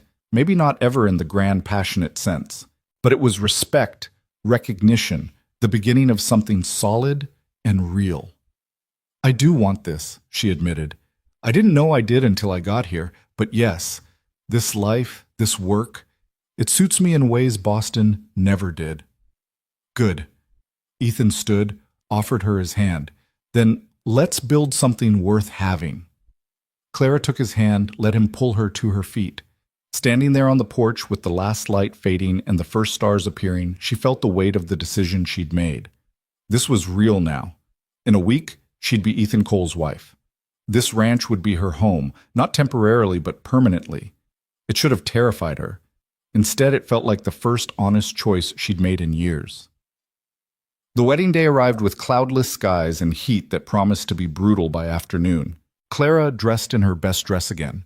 The blue wool seemed to be getting a lot of use these days, and arranged her hair with hands that trembled slightly despite her determination to appear calm.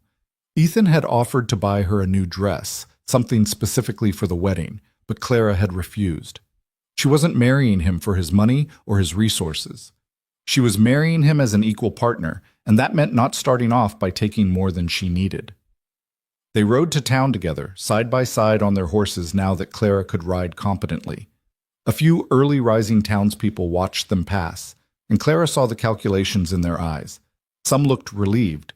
A wedding meant respectability restored.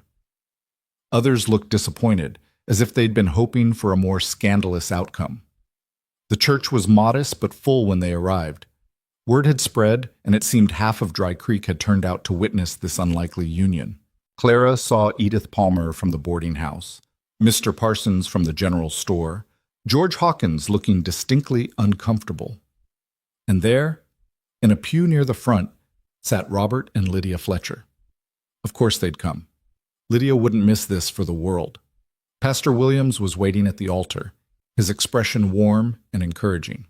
He told them yesterday that he was pleased to see them taking this step, that he believed they had a real chance at building something good together.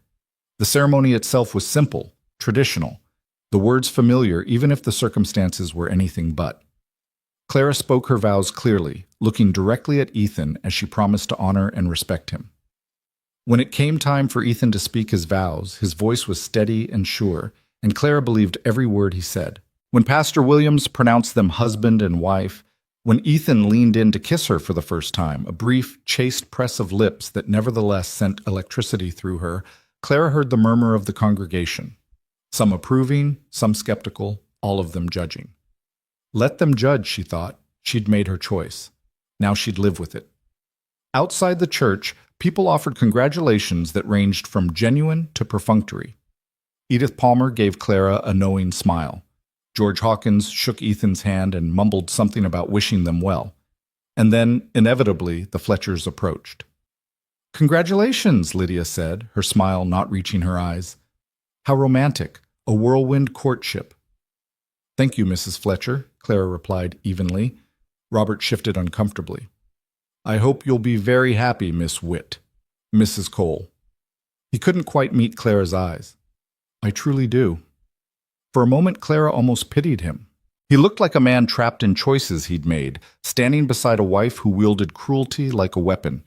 But then she remembered the letters he'd written, the promises he'd made, the cowardice of his desertion, and the pity evaporated. "I will be," she said simply.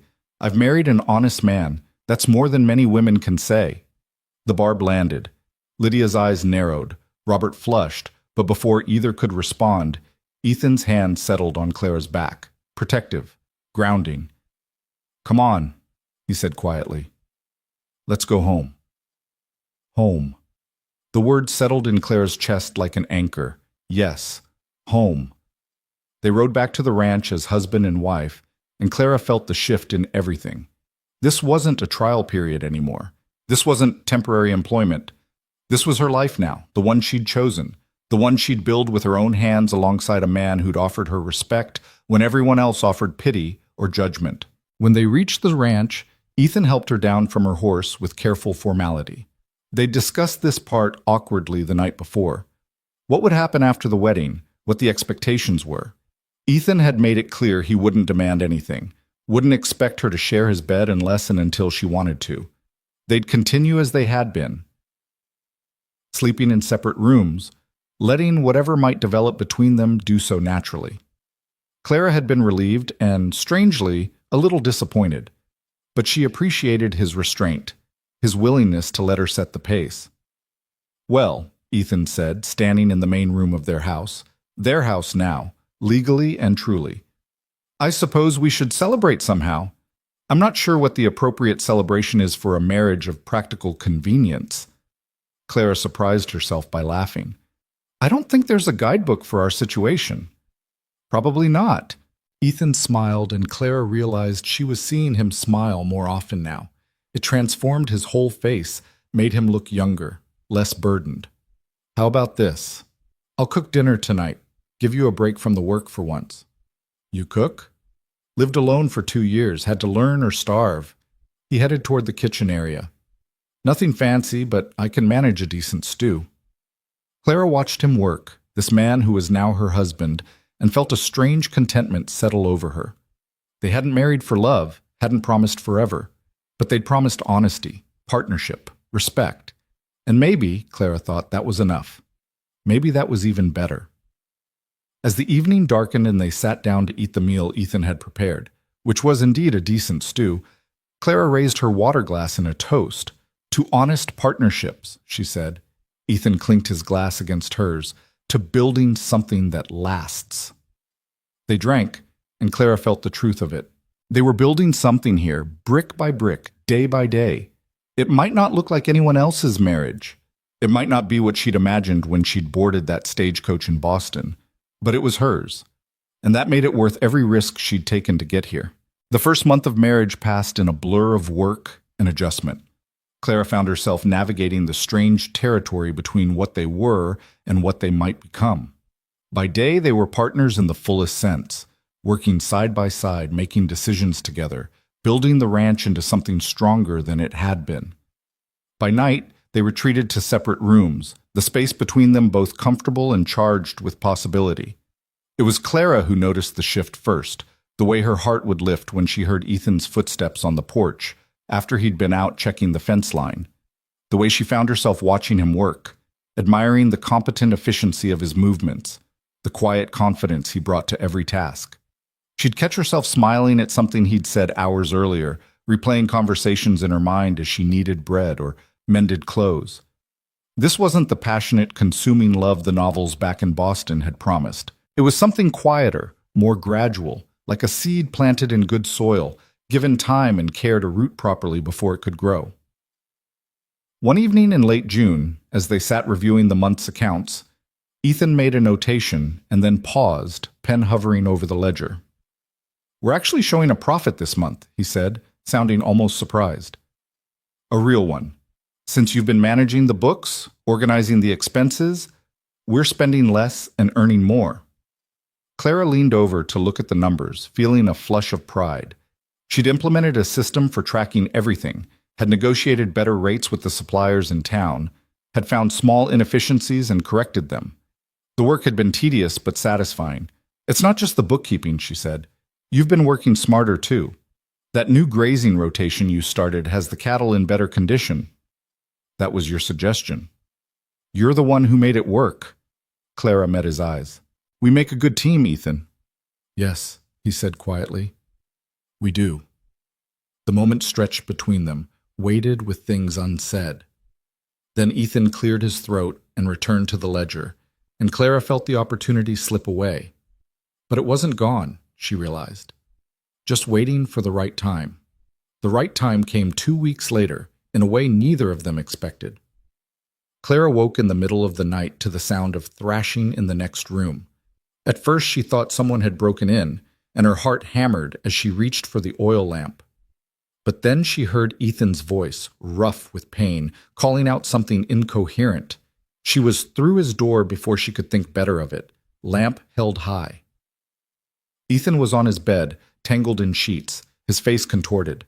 In the lamplight she could see he was burning with fever, his shirt soaked with sweat. Ethan. Clara set the lamp down and touched his forehead. He was blazing hot. Ethan, can you hear me? His eyes opened, unfocused and glassy. Clara, I don't... Something's wrong. You're sick. Let me see. Where does it hurt? Everywhere. My head. My stomach. He tried to sit up and immediately fell back. Earlier today, I felt off. Thought it was just the heat. Clara's mind raced through possibilities. Fever, stomach pain, weakness. It could be any number of things, some serious, some not. But out here, miles from town and a doctor, even minor illnesses could become dangerous. I'm going to get you some water and cool cloths, she said, trying to keep her voice calm. Try to stay still. For the next hour, Clara worked with single-minded focus. She brought water and coaxed Ethan to drink small sips. She soaked cloths in cool water and laid them on his forehead, his neck, his wrists, anywhere she could to help bring down the fever. She'd nursed her father through illnesses. She knew the basics, but her father had died anyway, and the memory of that failure made her hands shake as she wrung out another cloth. Clara! Ethan's voice was weak but clearer. The fever seemed to be breaking slightly, at least for the moment. You should go back to bed. You'll wear yourself out. Don't be ridiculous. She placed a fresh cloth on his forehead. I'm not leaving you like this. I've been sick before. I'll manage. Yes, and when you were sick before, who took care of you? Clara fixed him with a stern look. You're my husband, Ethan. In sickness and in health, remember? I meant those vows, even if they were practical ones. Something shifted in Ethan's fever-bright eyes. Clara. Hush, save your strength. But she took his hand, held it firmly. I'm not going anywhere. By dawn, the worst of the fever had broken. Ethan was weak, exhausted, but the crisis had passed. Clara, slumped in the chair she'd pulled beside his bed, jerked awake when he said her name. I'm here. She straightened, her back protesting the awkward position she'd slept in. How do you feel? Like I've been kicked by a horse, but better. Ethan looked at her, really looked at her, and Clara became suddenly aware of how she must appear. Her hair was falling out of its braid, her nightgown was wrinkled, and she probably had circles under her eyes. You stayed all night, he said. Of course I did. You didn't have to. Ethan, Clara squeezed his hand, which she'd apparently still been holding. Yes, I did. We're partners, remember? That means taking care of each other. Partners. Ethan's thumb moved against her palm, a small gesture that sent warmth through her. Is that still what we are, Clara? Just partners? Her breath caught. This was the question that had been hovering between them for weeks, maybe longer. The question neither of them had quite dared to ask. I don't know, she said honestly. What do you want us to be? Ethan was quiet for a long moment. Then he said, I want you to know something. These past 2 months, working with you, talking with you, building this life together, it's been the best time I can remember. You're smart, capable, strong, but more than that, He paused, searching for words. You're genuine, real. There's no pretense with you, no games, and I've come to... He stopped again, then finished simply, I've come to care for you, more than I expected, more than I probably should have, given how this started. Clara's heart was pounding so hard she was sure he could hear it. I care for you too, she whispered. I didn't expect to. I thought this would always be just an arrangement, just two people helping each other survive. But it's become more than that. You've become more than that. So what do we do about it? Ethan asked. Clara looked down at their joined hands. His was larger, rougher, marked by the work he did every day. Hers was smaller, but no longer soft. The ranch had left its mark on her, too. They fit together well, she thought, in more ways than one.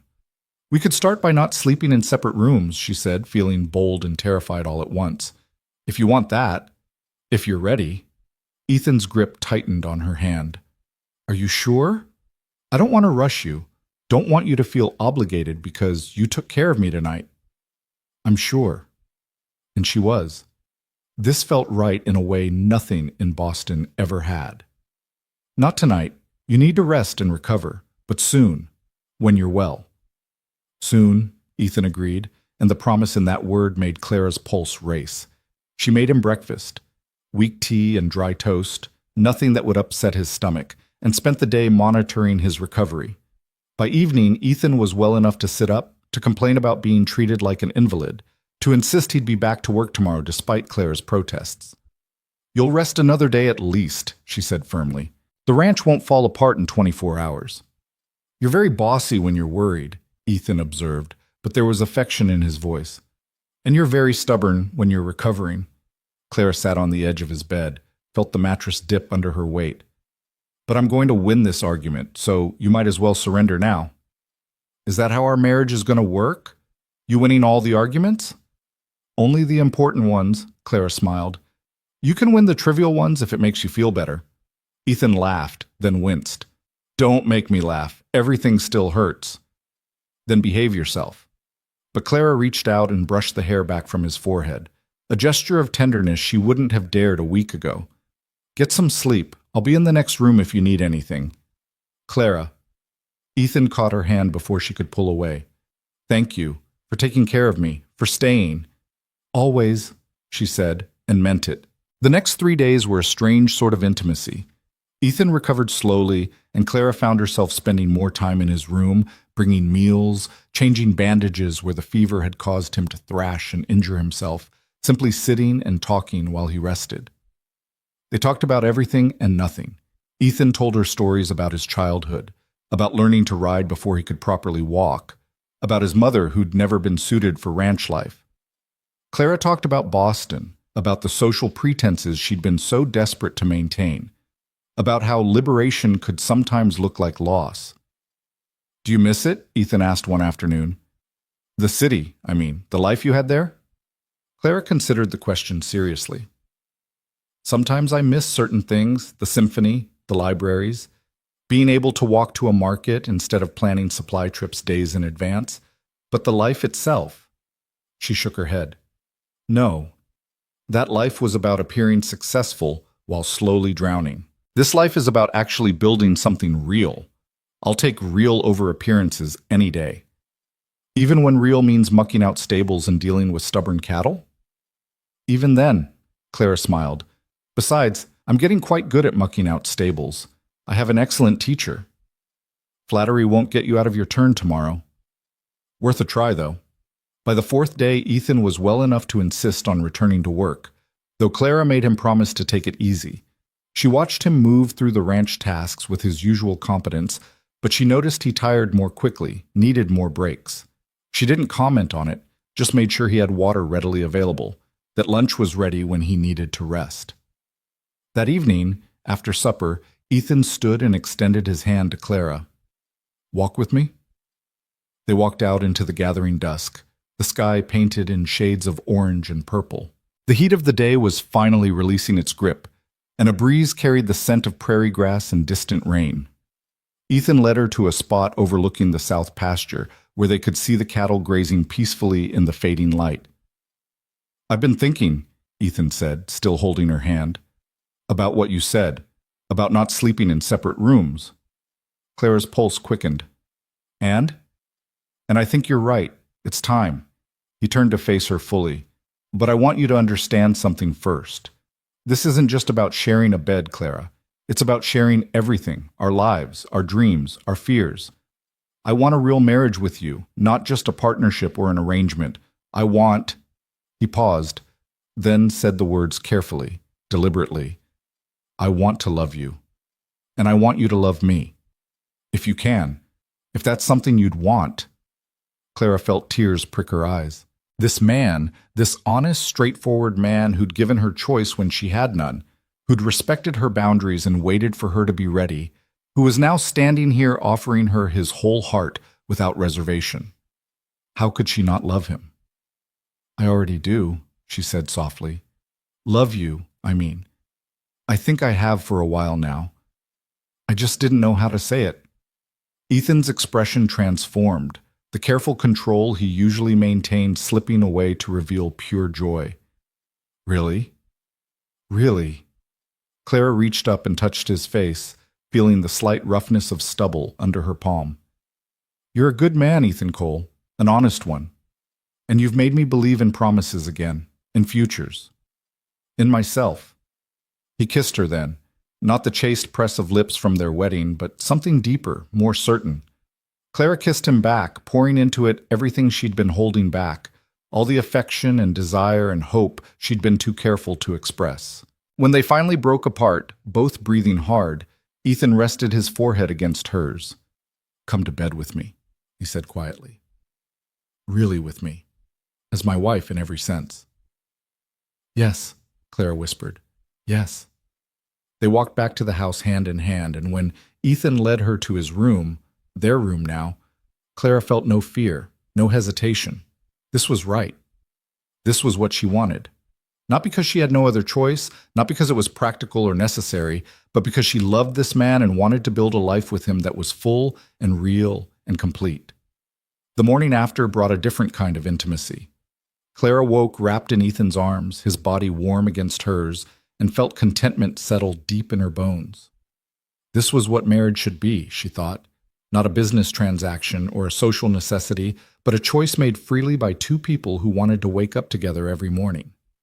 Ethan stirred, tightened his arms around her. Morning, he murmured into her hair. Morning. Clara turned in his embrace to face him. We should probably get up. The cattle won't feed themselves. The cattle can wait 5 more minutes. Ethan kissed her forehead, her nose, her lips. I want to savor this. My wife in my arms. Our life starting properly. Clara smiled against his mouth. Our life started properly the day I arrived at this ranch. Everything else has just been details. Important details, though. The best details. They did eventually get up, did eventually return to the work that was always waiting, but something fundamental had shifted. They moved through the day touching more. A hand on the back, fingers brushing as they passed tools, stolen kisses when they thought no one was watching. Though, of course, there was no one to watch, which was its own kind of freedom. That afternoon, as they worked together in the garden Clara had started, planting vegetables for the winter, Ethan said, I've been thinking about expanding the cattle operation. There's good grazing land to the west that occasionally comes up for lease. If we could secure it, we could double our herd size in 2 years. Can we afford the lease? Clara's mind was already calculating costs and potential returns. With careful management, yes, especially if the next few months continue as profitably as the last few. Ethan paused in his digging. But I wanted to discuss it with you first. This would be a major decision, more risk, more work, but potentially more reward. Clara sat back on her heels, considering. A few months ago, she wouldn't have had any opinion on cattle operations and leased grazing land. Now, having learned the business from the inside out, she could see the possibilities and the pitfalls. I think we should do it, she said finally. But we'd need to be strategic. Increase the herd gradually, not all at once. Make sure we have the resources to handle problems if they arise. And we should diversify too, not put everything into cattle. Keep building the horse breeding program. Maybe look into selling produce from the garden once it's established. Ethan was staring at her with an expression Clara couldn't quite read. What? She asked. You're remarkable. You know that? Clara felt herself flush. I'm just being practical. You're being brilliant.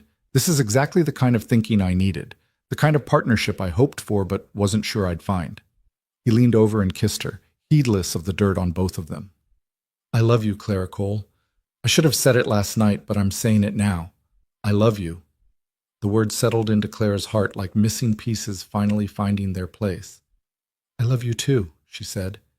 "And I choose you, Ethan. Every day I choose you.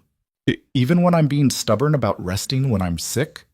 Even then, though I reserve the right to be extremely bossy about it." They returned to their planting, but Clara found herself smiling as she worked. She'd come to Texas expecting one kind of life and had been handed complete disaster instead. But from that disaster, she'd built something better than anything she could have imagined. A real partnership. A true marriage. A love that was grounded in respect and honesty and shared work. The evening brought unexpected visitors. Clara was preparing supper when she heard horses approaching. Ethan went to the door, his hand automatically moving to where he kept his rifle, cautious, as anyone living this far from town learned to be. But his posture relaxed when he saw who it was. "Pastor Williams," he called, "and is that Ben Morrison?" Clara joined him at the door and saw two men on horseback. Pastor Williams she recognized. The other man was younger, perhaps 40, with a weather-beaten face and kind eyes. "Evening, Ethan," Pastor Williams said as they dismounted. "Sorry to arrive unannounced. We were out this way and thought we'd stop in. Ben here wanted to meet your wife." Ben Morrison removed his hat and nodded to Clara. "Mrs. Cole, pleasure to meet you properly. I'm a rancher too, about 8 miles north of here. Heard you and Ethan had married, wanted to welcome you to the community." "That's very kind," Clara said, surprised by the genuine warmth in his voice. "Won't you both come in? I was just making supper. There's plenty for 4. Over the meal, Clara learned that Ben Morrison was a widower who'd been ranching in Texas for 20 years. He and Ethan had known each other casually, had helped each other with cattle drives and large projects that required multiple hands. Ben's visit, Clara realized, was partly social and partly an evaluation. He wanted to see what kind of woman Ethan had married, whether she was suited for this life. "Ethan tells me you've taken over the ranch accounts," Ben said, accepting a second helping of stew. "That's no small task. Ranching's as much bookkeeping as it is cattle work." "I'm learning that," Clara replied. "Though I had some experience with accounts from helping my father. The principles are similar, just applied differently." "And you're managing the household and helping with ranch work. That's a full plate." "It keeps me busy," Clara agreed, "but I prefer busy to idle. And I like seeing the results of the work. In Boston, I spent most of my time maintaining appearances. Here, I can build something real." Ben exchanged a glance with Pastor Williams. "Ethan, you found yourself a good one. Smart and practical. That's worth more than gold out here." Pastor Williams smiled. "I could see that when they came to me about getting married. Some couples, you can tell they're making a mistake. These two? I knew they'd be just fine." After the meal, as Clara cleared the dishes, she heard Ben say to Ethan, "If you two need help with that expansion you're planning, let me know. I've got extra hands sometimes, and we could work out an arrangement. Good neighbors help each other out here." Clara felt a warmth that had nothing to do with the summer heat. This was community, real community. Not the artificial social climbing of Boston, but people who supported each other because survival out here required cooperation. She was part of this now, part of something bigger than just herself and Ethan. After their guests left, Clara and Ethan cleaned up together in comfortable silence. When everything was put away, Ethan pulled Clara into his arms. "You impressed Ben," he said. "That's not easy to do. He's seen plenty of city women try ranch life and fail." "I'm not trying," Clara said. "I'm doing. There's a difference." "Yes, there is." Ethan kissed her temple. "Come to bed, wife. We've got an early start tomorrow." As they settled into bed together, a novelty that still sent thrills through Clara, she found herself thinking about the journey that had brought her here. The letters from Robert Fletcher that had seemed like salvation. The devastating arrival in Dry Creek. The humiliation and fear and absolute uncertainty. And then Ethan, stepping forward when he had no obligation to, offering her something no one else had: choice, dignity, partnership.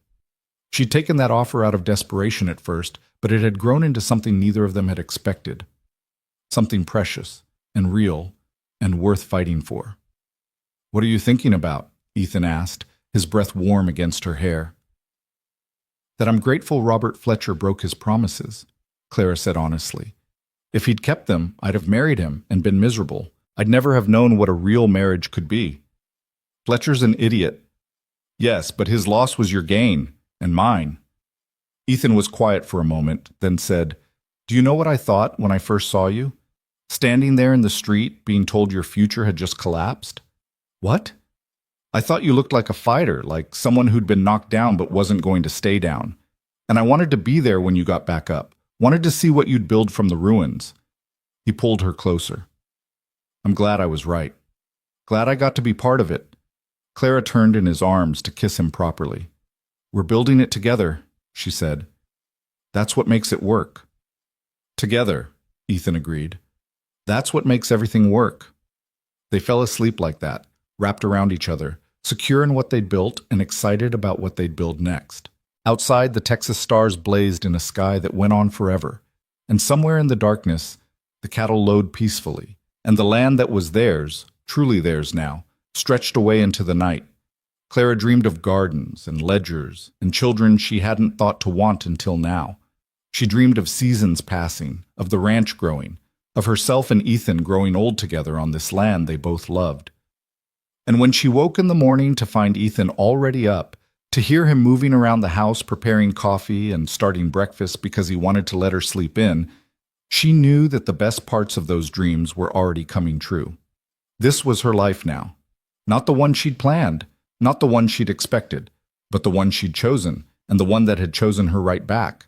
And it was better than anything she could have imagined in those desperate days when she'd boarded a stagecoach in Boston, heading west with nothing but a trunk full of belongings and a handful of hope. She'd been replaced, yes, but in being replaced, she'd been set free. Free to find something real, something honest, something that was entirely, completely, wonderfully hers. The seasons turned as they always did in Texas, sudden and absolute. Summer's brutal heat gave way to autumn's blessed relief, and Clara found herself marveling at how different the land looked with each passing month. The grass turned gold and amber, the air carried a chill in the mornings, and the work shifted to preparing for winter. They moved cattle to better shelter, stockpiled hay, repaired anything that might not survive harsh weather. Clara threw herself into the preparations with the same intensity she brought to everything now. She canned vegetables from the garden, preserved meat, organized supplies with military precision. Ethan watched her work with a mixture of admiration and amusement. We're not going to starve, you know, he said one afternoon as Clara surveyed her rows of preserved goods with satisfaction, even if we get snowed in for a month. Better too much than too little, Clara replied. Besides, if we have surplus, we can trade with Ben Morrison or others. Everything has value out here. Listen to you, sounding like you've been ranching your whole life. Ethan pulled her away from her inventory, wrapped his arms around her waist. Sometimes I forget you've only been here 6 months. 6 months? Clara could hardly believe it. Half a year ago, she'd been standing in the dust of Dry Creek's main street, humiliated and abandoned, with no idea what her future held. Now she was standing in her own home, in the arms of a man she loved, looking at the fruits of labor that made her proud and tired and satisfied all at once. Best 6 months of my life, she said honestly, leaning back against him. Mine too. Ethan kissed the top of her head, though I have a feeling the next 6 will be even better. He was right, though not in ways either of them expected. The letter arrived in late October, brought by a rider who'd picked up mail in Dry Creek. Clara didn't recognize the handwriting on the envelope, but the return address made her breath catch. Boston. From her cousin, Margaret, one of the relatives who'd made it clear Clara was a burden they wouldn't carry after her father died. Clara stared at the envelope for a long moment before opening it, trying to prepare herself for whatever news it contained. When she finally broke the seal and unfolded the pages, Ethan came to stand beside her, reading over her shoulder. The letter was stiff and formal, but its content was clear enough. Margaret's husband had died unexpectedly, leaving her with 3 children and mounting debts. She'd heard through mutual acquaintances that Clara had married well in Texas, was now a woman of property and means. Could Clara possibly see her way to lending Margaret $500 to tide her over until the estate was settled? The nerve, Ethan said quietly. She threw you out when you needed help and now she's asking you for money? Clara read the letter again, looking for any hint of apology or acknowledgement of how Margaret had treated her. There was none, just desperation dressed up in polite language. "She has children," Clara said slowly. "3 of them," she says. "And debts. That's not your responsibility." "No, but I remember what it felt like, being desperate, having nowhere to turn." Clara set the letter down on the table. "If you and Ben Morrison and Pastor Williams hadn't stepped in when they did, I might have ended up writing letters like this, begging strangers for help." Ethan was quiet for a moment, then asked, "What do you want to do?" That was the question, wasn't it? What did Clara want to do? Part of her wanted to write back with a curt refusal, wanted Margaret to feel the same rejection Clara had felt. But the larger part of her, the part that had been forged in these 6 months of building something from nothing, couldn't quite do it. "I want to help," Clara said finally, "but not like she's asking. I'm not going to send her $500 she'll probably never repay. But I could send something, enough to keep her children fed for a few months while she figures things out. $50, maybe. That's generous, considering how she treated you." "It's not for her, it's for those children who didn't choose their circumstances any more than I chose mine." Clara looked up at Ethan. "And honestly, it's also for me. So I can be the kind of person who helps even when it's not deserved. That's who I want to be." Ethan pulled her close, kissed her forehead. "You're already that person, Clara. You've always been that person. It's one of the things I love most about you." They sent $50 with a brief note explaining that it was all they could spare, and that Clara hoped Margaret's situation would improve. Clara didn't expect gratitude, and she didn't receive any, but she felt lighter having made the choice, having extended a hand even to someone who'd refused to extend one to her. "You're too good for this world sometimes," Ethan said as they sealed the envelope. "No, I'm just trying to be better than my worst moments." Clara smiled at him. "Same as everyone else." November brought the first real cold, and with it, unexpected news from town. Ethan returned from a supply run with a strange expression on his face, something between amusement and satisfaction. "You'll never guess what I heard in Dry Creek," he said, helping Clara unload supplies. "What?" "Robert Fletcher's freight company is failing, badly. Apparently he overextended himself trying to keep up with Lydia's expectations, made some poor investments, and now he's hemorrhaging money. Word is they might have to sell the house." Clara absorbed this information, waiting for the surge of vindication she'd expected to feel. But it didn't come. Instead, she felt something closer to pity. "That's unfortunate," she said quietly. Ethan raised an eyebrow. "Unfortunate? This is the man who abandoned you, who humiliated you publicly. I thought you'd be pleased." "So did I." Clara set down the flour sack she'd been carrying. "But I'm not. I'm just tired of it all. Tired of carrying around anger and hurt. Fletcher made his choices, I made mine. His choices turned out poorly and mine turned out well. That's justice enough, isn't it?" "You're a better person than I am," Ethan said. "I'm enjoying his downfall quite a bit." Clara laughed despite herself. "Well, one of us can be petty then. I'll be magnanimous." But the news about Fletcher's troubles set off a chain of events that would test Clara's magnanimity more than she'd expected. 2 weeks later, Robert Fletcher himself appeared at their ranch, riding alone and looking haggard. Clara saw him coming from the kitchen window and felt her stomach tighten. "Ethan," she called, "we have a visitor. You should come here." Ethan appeared at her side, his jaw tightening when he saw who it was. "Stay inside," he said. "I'll handle this." "No." Clara put her hand on his arm. "We'll handle this together." They went out onto the porch as Fletcher dismounted. Up close, the man looked even worse, thinner, with dark circles under his eyes and a defeated slump to his shoulders. This wasn't the prosperous businessman who'd written those careful letters. This was a man at the end of his rope. "Mr. Cole." "Clara." Fletcher removed his hat, twisted it in his hands. "Thank you for seeing me. I know I have no right to ask for your time." "Then why are you here?" Ethan's voice was cold. Fletcher flinched, but pressed on. "I came to apologize, to Clara especially. What I did, breaking my promise, not even having the courage to face you myself, it was cowardly and wrong.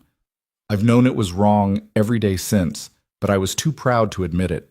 Too afraid of Lydia's reaction if I showed weakness. Clara studied him, trying to determine if this was genuine or just another manipulation. "And now?" she asked. "Why now?" "Because I've lost everything anyway." Fletcher laughed bitterly. "The business is failing. Lydia's left me, moved back to her own property, and filed for divorce. She made it clear she married me for my prospects, and since those are gone, so is she. And I'm standing here realizing that I destroyed the one honest thing I had going, my arrangement with you, chasing after money and status that turned out to be worthless." "That's not an apology," Ethan said. "That's just you feeling sorry for yourself." "You're right." Fletcher looked directly at Clara. "I'm sorry, Miss Witt, Mrs. Cole. I'm sorry I lied to you. I'm sorry I broke my promises, and I'm sorry I let you come all this way only to humiliate you. You deserved better. You deserved honesty, and I was too much of a coward to give it to you." The words hung in the air. Clara felt Ethan tense beside her, ready to tell Fletcher to leave. But she found herself speaking first. "Thank you for saying that," she said quietly. "It doesn't change what happened, doesn't undo the hurt, but I appreciate hearing it." Fletcher nodded, seeming to deflate further. "I should go. I needed you to know. Needed to say it out loud." He started to turn toward his horse, then stopped. "For what it's worth, Cole, you're a lucky man. She's remarkable." "I know," Ethan said simply. They watched Fletcher ride away, his figure growing smaller against the autumn landscape. When he was gone, Clara let out a breath she hadn't known she was holding. "How do you feel?" Ethan asked, his arm coming around her shoulders. "I feel free," Clara said, surprised by the truth of it. "I didn't realize I was still carrying all that around, the hurt and anger and humiliation. But hearing him apologize, seeing how his choices destroyed him while mine built something good, it's like putting down a weight I didn't know I was carrying. You could have been cruel to him. He deserved it." "Maybe. But what would that gain me?" Clara leaned into Ethan's warmth. "I have everything I need right here. I don't need revenge or vindication. I just need this. Us, the life we're building." Ethan kissed her temple. "Have I mentioned lately that I love you?" "Not in the last hour, at least." "Terrible oversight on my part. I love you, Clara Cole. More than I thought I was capable of loving anyone." "I love you too." Clara turned in his arms to face him. "Now come inside. Come. We have work to do, and I'm not spending the afternoon dwelling on Robert Fletcher's problems. We have better things to focus on." December arrived with a cold snap that made even Texans complain, and with it came news that made Clara's heart soar. She'd suspected for a few weeks, had noticed the subtle changes in her body, the morning queasiness that passed by midday. But she'd waited to be sure before saying anything to Ethan. She chose a quiet evening after supper, when they were sitting by the fire with coffee and the comfortable silence that came from two people who didn't need to fill every moment with words. "Ethan," she said, "I have something to tell you."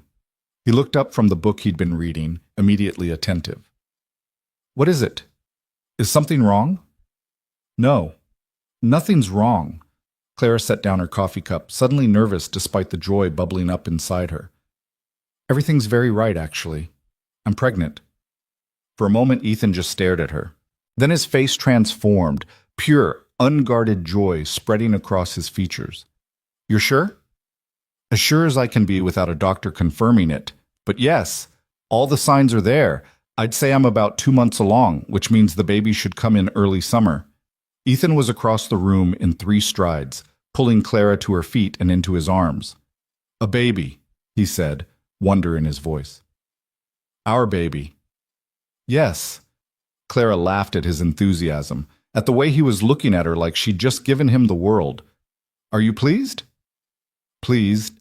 Clara, I'm—" He pulled back to look at her face, his hands cupping her cheeks. "I'm overwhelmed, terrified, excited, all of it at once. A baby, our family, growing. It's everything." They spent the rest of the evening making plans, talking about what would need to be done before the baby arrived. They'd need to set up a nursery, stock supplies, make sure they had access to a midwife when the time came. Ethan wanted to hire more help for the ranch, so Clara wouldn't have to work as hard in her later months. Clara wanted to make sure the accounts were perfectly organized so someone else could manage them if needed. But underneath all the practical talk was pure joy. They were going to be parents. The life they'd built together was about to expand in the most fundamental way possible. Word spread through the community quickly, as news always did in small towns. Pastor Williams came by to offer congratulations and assurances that there were several experienced midwives in the area who could help when the time came. Ben Morrison's wife Sarah, who Clara had met only a few times but liked immediately, arrived with advice and offers of help.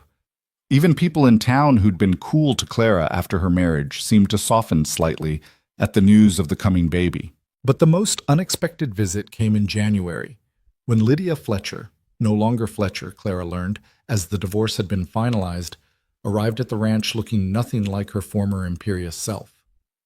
"Mrs. Cole," she said when Clara answered the door, her voice lacking its usual edge. "May I speak with you? I won't take much of your time." Clara considered sending her away. This woman had been cruel to her, had spread gossip, had tried to undermine her marriage at every turn.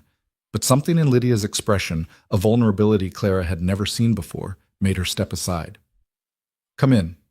"But Ethan stays." Ethan had appeared at Clara's shoulder, protective and wary. The three of them sat in the main room, tension thick in the air. Lydia spoke without preamble. "I came to apologize. For everything. For how I treated you when you first arrived. For the things I said about your marriage. For trying to make you feel small and ashamed. It was cruel and unnecessary, and I'm sorry." Clara exchanged a glance with Ethan.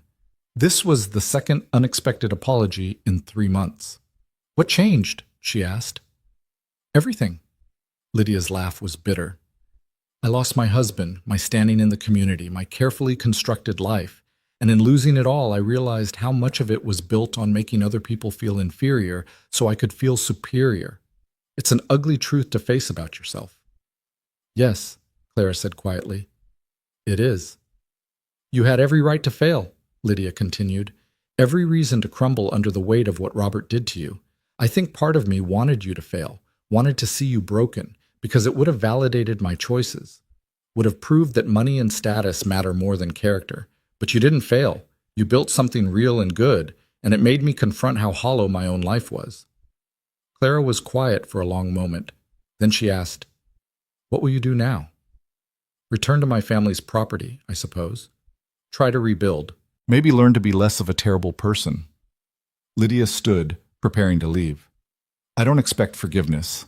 I just wanted you to know that I see now what I couldn't see before. You were never the problem. I was." After she'd gone, Clara sat back down heavily. "Well," she said, "that was unexpected." "People can change, I suppose," Ethan said, "though I'm not convinced her change will stick."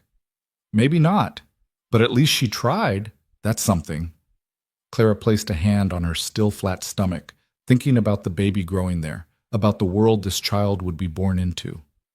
"I want our child to grow up seeing that people deserve second chances, that you can make mistakes and still become better. That's important." "Then that's what we'll teach them," Ethan agreed, his hand covering hers. Winter gave way to spring, and Clara's pregnancy became more obvious.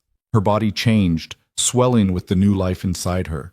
And while the physical challenges were real, the backaches, the tiredness, the way simple tasks became suddenly difficult, she found herself marveling at it. She was creating a person, someone who would be part her and part Ethan, and entirely their own being. Ethan was attentive to the point of being comical, constantly worried she was doing too much or not resting enough. Clara bore his hovering with amused patience, knowing it came from love and excitement rather than any desire to control her. In April, a letter arrived from Boston. From Margaret again, but this one was different. It was a thank you, stiff and formal but genuine, for the money Clara had sent. Margaret's situation had stabilized, and she'd found work that would support her family.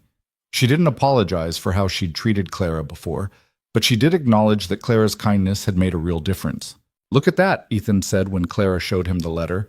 "Good things coming back around." "Maybe." Clara filed the letter away. She was done looking backward, done dwelling on the past.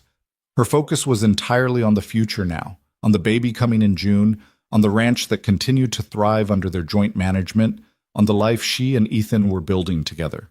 May brought a late cold snap that had everyone worried about the cattle, but they weathered it well thanks to the preparations Clara and Ethan had made the previous fall. As Clara's due date approached, Sarah Morrison came to stay at the ranch, bringing with her the experience of having birthed 5 children and helping countless others through the process. "You'll do fine," Sarah assured Clara when she arrived. "You're strong, you're healthy, and you've got a good man who'll support you through it. That's all you really need." The baby arrived on a sweltering June afternoon, after 18 hours of labor that left Clara exhausted and exhilarated and completely in love.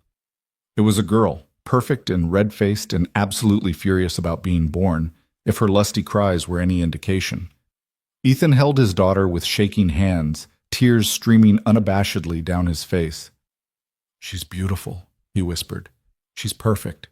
Clara, she's ours," Clara finished, reaching up to touch the baby's tiny hand. "She's ours." They named her Margaret Rose.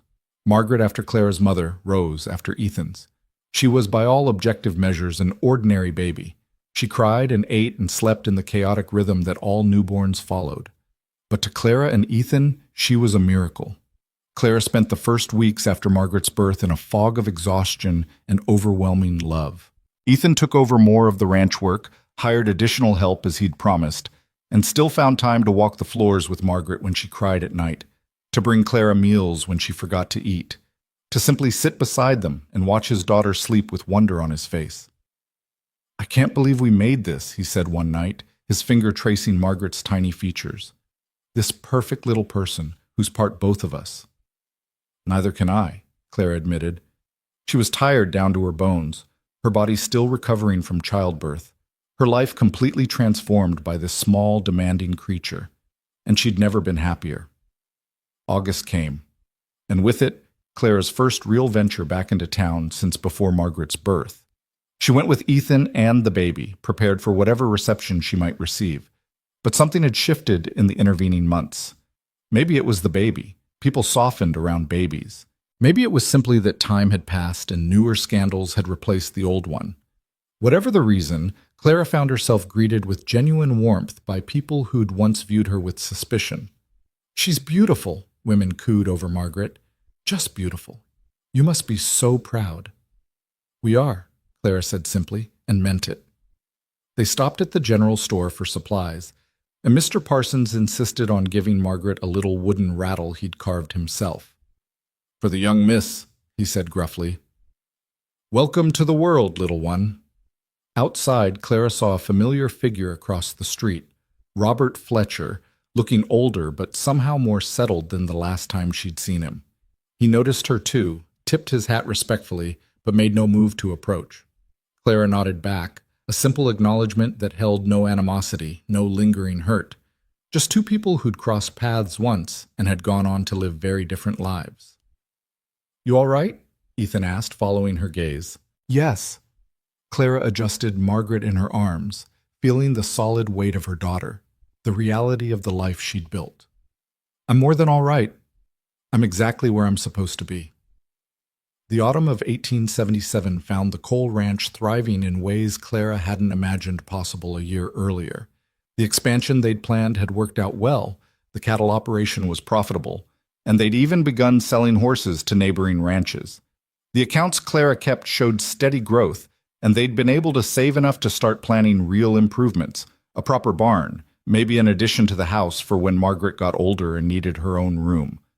More than that, though, they'd built a community. Ben Morrison and his family were regular visitors, as were several other ranching families in the area. Clara had become friends with Sarah Morrison and 2 other ranch wives, women who understood the particular challenges and joys of this life. They shared advice, traded supplies, helped each other through difficulties. It was nothing like the social circles of Boston, with their rigid hierarchies and carefully maintained facades. This was real friendship, built on mutual respect and genuine affection. One evening in October, almost exactly a year and a half after Clara had first arrived in Dry Creek, she sat on the porch with Margaret sleeping in her arms, while Ethan finished some late work in the barn. The sun was setting, painting the sky in shades of gold and crimson, and Clara found herself reflecting on the journey that had brought her here. She'd come to Texas expecting one life and had been handed disaster instead. But from that disaster, she'd built something she never could have imagined. She'd found work that challenged and satisfied her. She'd found a partner who respected and loved her. She'd found a community that accepted her. And she'd found herself, or maybe created herself, forged in the heat and struggle of those early months into someone stronger and more capable than she'd known she could be. Ethan emerged from the barn and joined her on the porch, settling into the chair beside hers. For a while they sat in comfortable silence, watching the sun sink toward the horizon. "What are you thinking about?" Ethan asked eventually. "About how strange life is," Clara said. "How the worst thing that ever happened to me turned out to be the best thing. If Robert Fletcher had kept his promises, I'd be living a completely different life right now. Probably an unhappy one, married to a man I didn't love, pretending to be satisfied with an empty life. Instead, you're stuck with me, working yourself to exhaustion on a ranch in the middle of nowhere." Clara smiled. "Instead, I'm partnered with you, building something meaningful with my own hands, raising our daughter in a place where she can grow up strong and free and certain of her own worth. That's not being stuck. That's being blessed." "Blessed?" Ethan repeated thoughtfully. "Yes, I suppose it is." He reached over and took her free hand. "I love you, Clara. More now than even when we married. Every day I love you more." "I love you too." Clara squeezed his hand. "Thank you for seeing something worth saving in that woman standing in the street that day. Thank you for offering me a choice when everyone else was trying to decide my future for me. Thank you for choosing this," Ethan replied. "For choosing me. For building this life with me. For making me happier than I knew I could be." They sat there as the sun set completely, and the stars began to emerge, their daughter sleeping peacefully between them, their land stretching away into the gathering darkness. This was home. This was family. This was the life Clara had been meant to live all along. She just had to lose everything to find it. In the distance, a coyote howled, and from the barn came the soft sounds of horses settling for the night. The wind carried the scent of prairie grass and coming rain. Everything was exactly as it should be. Clara thought about the woman she'd been 18 months ago, frightened, humiliated, uncertain of everything. That woman had been replaced, yes, but in the most important way possible. She'd been replaced by someone stronger, someone more certain, someone who knew her own worth and wouldn't settle for anything less than she deserved. She'd come to Texas as a mail-order bride who'd been told she wasn't wanted. She'd stayed as a woman who'd chosen her own path and built her own future, and she'd become something she'd never expected to be. Truly, completely, unconditionally happy. Robert Fletcher had done her a favor when he'd broken his promises, though he'd never know it. He'd freed her to find something real, something honest, something that was entirely, beautifully, perfectly hers. "We should go in," Ethan said softly as the temperature began to drop. "Don't want Margaret to catch a chill." "In a minute." Clara wasn't quite ready to leave this moment, this perfect evening that felt like a summation of everything they'd built together. "Just one more minute."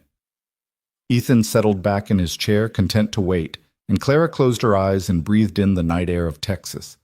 Her home now, truly and completely. She'd traveled 2,000 miles to get here, had survived heartbreak and humiliation and crushing uncertainty. But she'd made it. Not just survived, but thrived. She was Clara Cole, rancher's wife, keeper of accounts, mother, partner, survivor. She was exactly who she was meant to be, living exactly the life she was meant to live. And if given the choice to go back and change anything, to have Robert Fletcher keep his promises, to never board that stagecoach, to choose any different path, she wouldn't change a single thing. This life, this man, this daughter, this land, they were worth every moment of pain it had taken to find them. They were worth everything. "All right," she said finally, standing carefully so as not to wake Margaret. "Let's go inside. Let's go home." And that's exactly what they did.